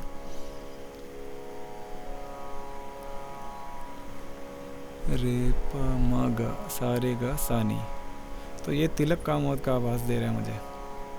देखते हैं करके इसको सोल्व। तिलक कामोद, पहले का चौथा, ये लीजिए आंसर सीधा ही पड़ा आपका, पहले का चौथा आ गया।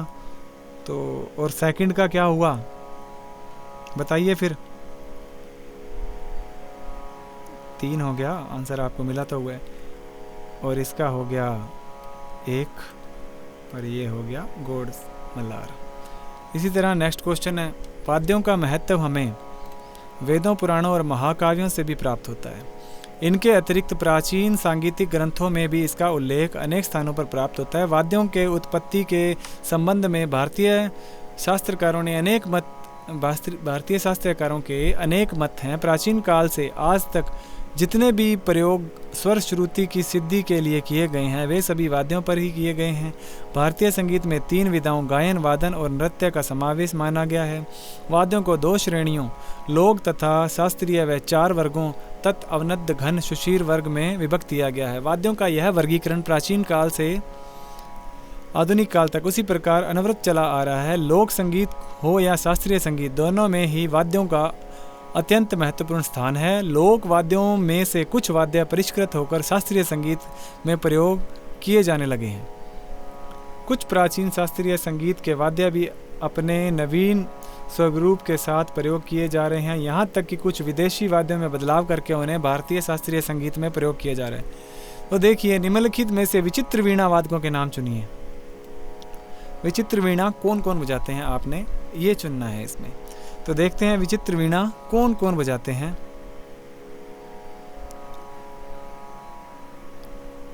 प्यार खां तो नहीं है जी। देखिए, अब्दुल अजीज खां विचित्र वीणा बजाते थे। जफर खां नहीं बजाते। ध्रुव तारा जोशी भी नहीं है। बी के साथ में किसका कॉम्बिनेशन है? डी का। देखिए, लालमणि मिश्र, यानी कि अब्दुल अजीज खां और लालमणि मिश्रा, ये हमारे आंसर हो गए। हमारा आंसर हो गया बी, केवल बी और डी। देखिए 96 क्वेश्चन हमने कर लिए हैं। आगे 4 क्वेश्चन और हैं तो हमारे 100 क्वेश्चन हो जाने वाले हैं। सिंगी यानी कि शृंगी किस वर्ग का वाद्य है? सिंगी, तो सिंगी अगर आपने पढ़ा हो, मैं इसके बारे में आपको बताऊंगा। ये घन है, अवनद्ध है, तत्य है, सुशीर है। तो देखिए, सिंगी है जो सुशीर वाद्य है, ये एक सींग के समान की आकृति होती है, इसलिए इसे सिंगी बोला गया। तो उसमें क्या है, हवा से फूंक मारकर जो आवाज़ उत्पन्न की जाती है, ध्वनि उत्पन्न की जाती है। मेयों का चिकारा किस वर्ग का वाद्य है? मेयों का चिकारा। देखिए कितना सुंदर क्वेश्चन है, आपके सामने कभी पढ़ा ही नहीं होगा आप लोगों ने ये, क्योंकि ऐसे क्वेश्चन है जो पजल करने वाले होते हैं।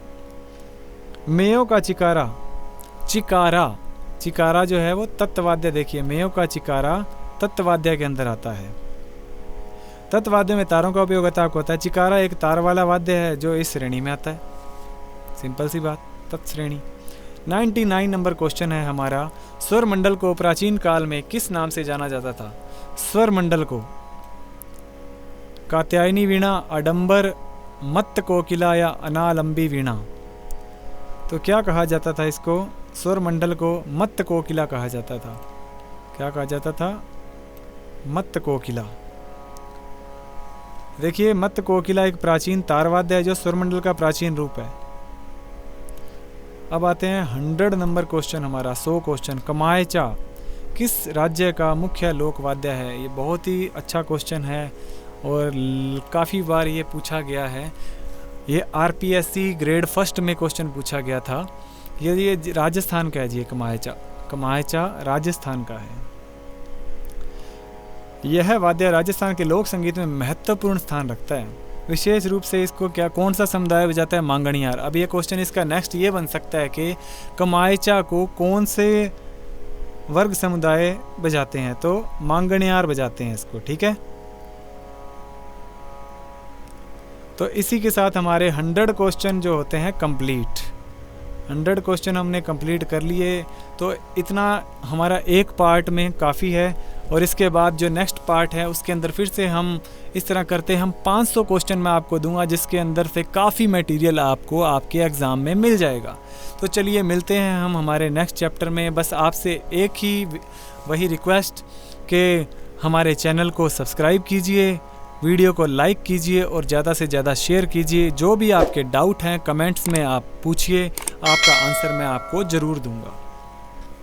चलिए इसी के साथ हम हमारी क्लास को यहीं पर समाप्त करते हैं। मिलते हैं नेक्स्ट लेसन के अंदर। तब तक नमस्कार, जय हिंद, जय भारत।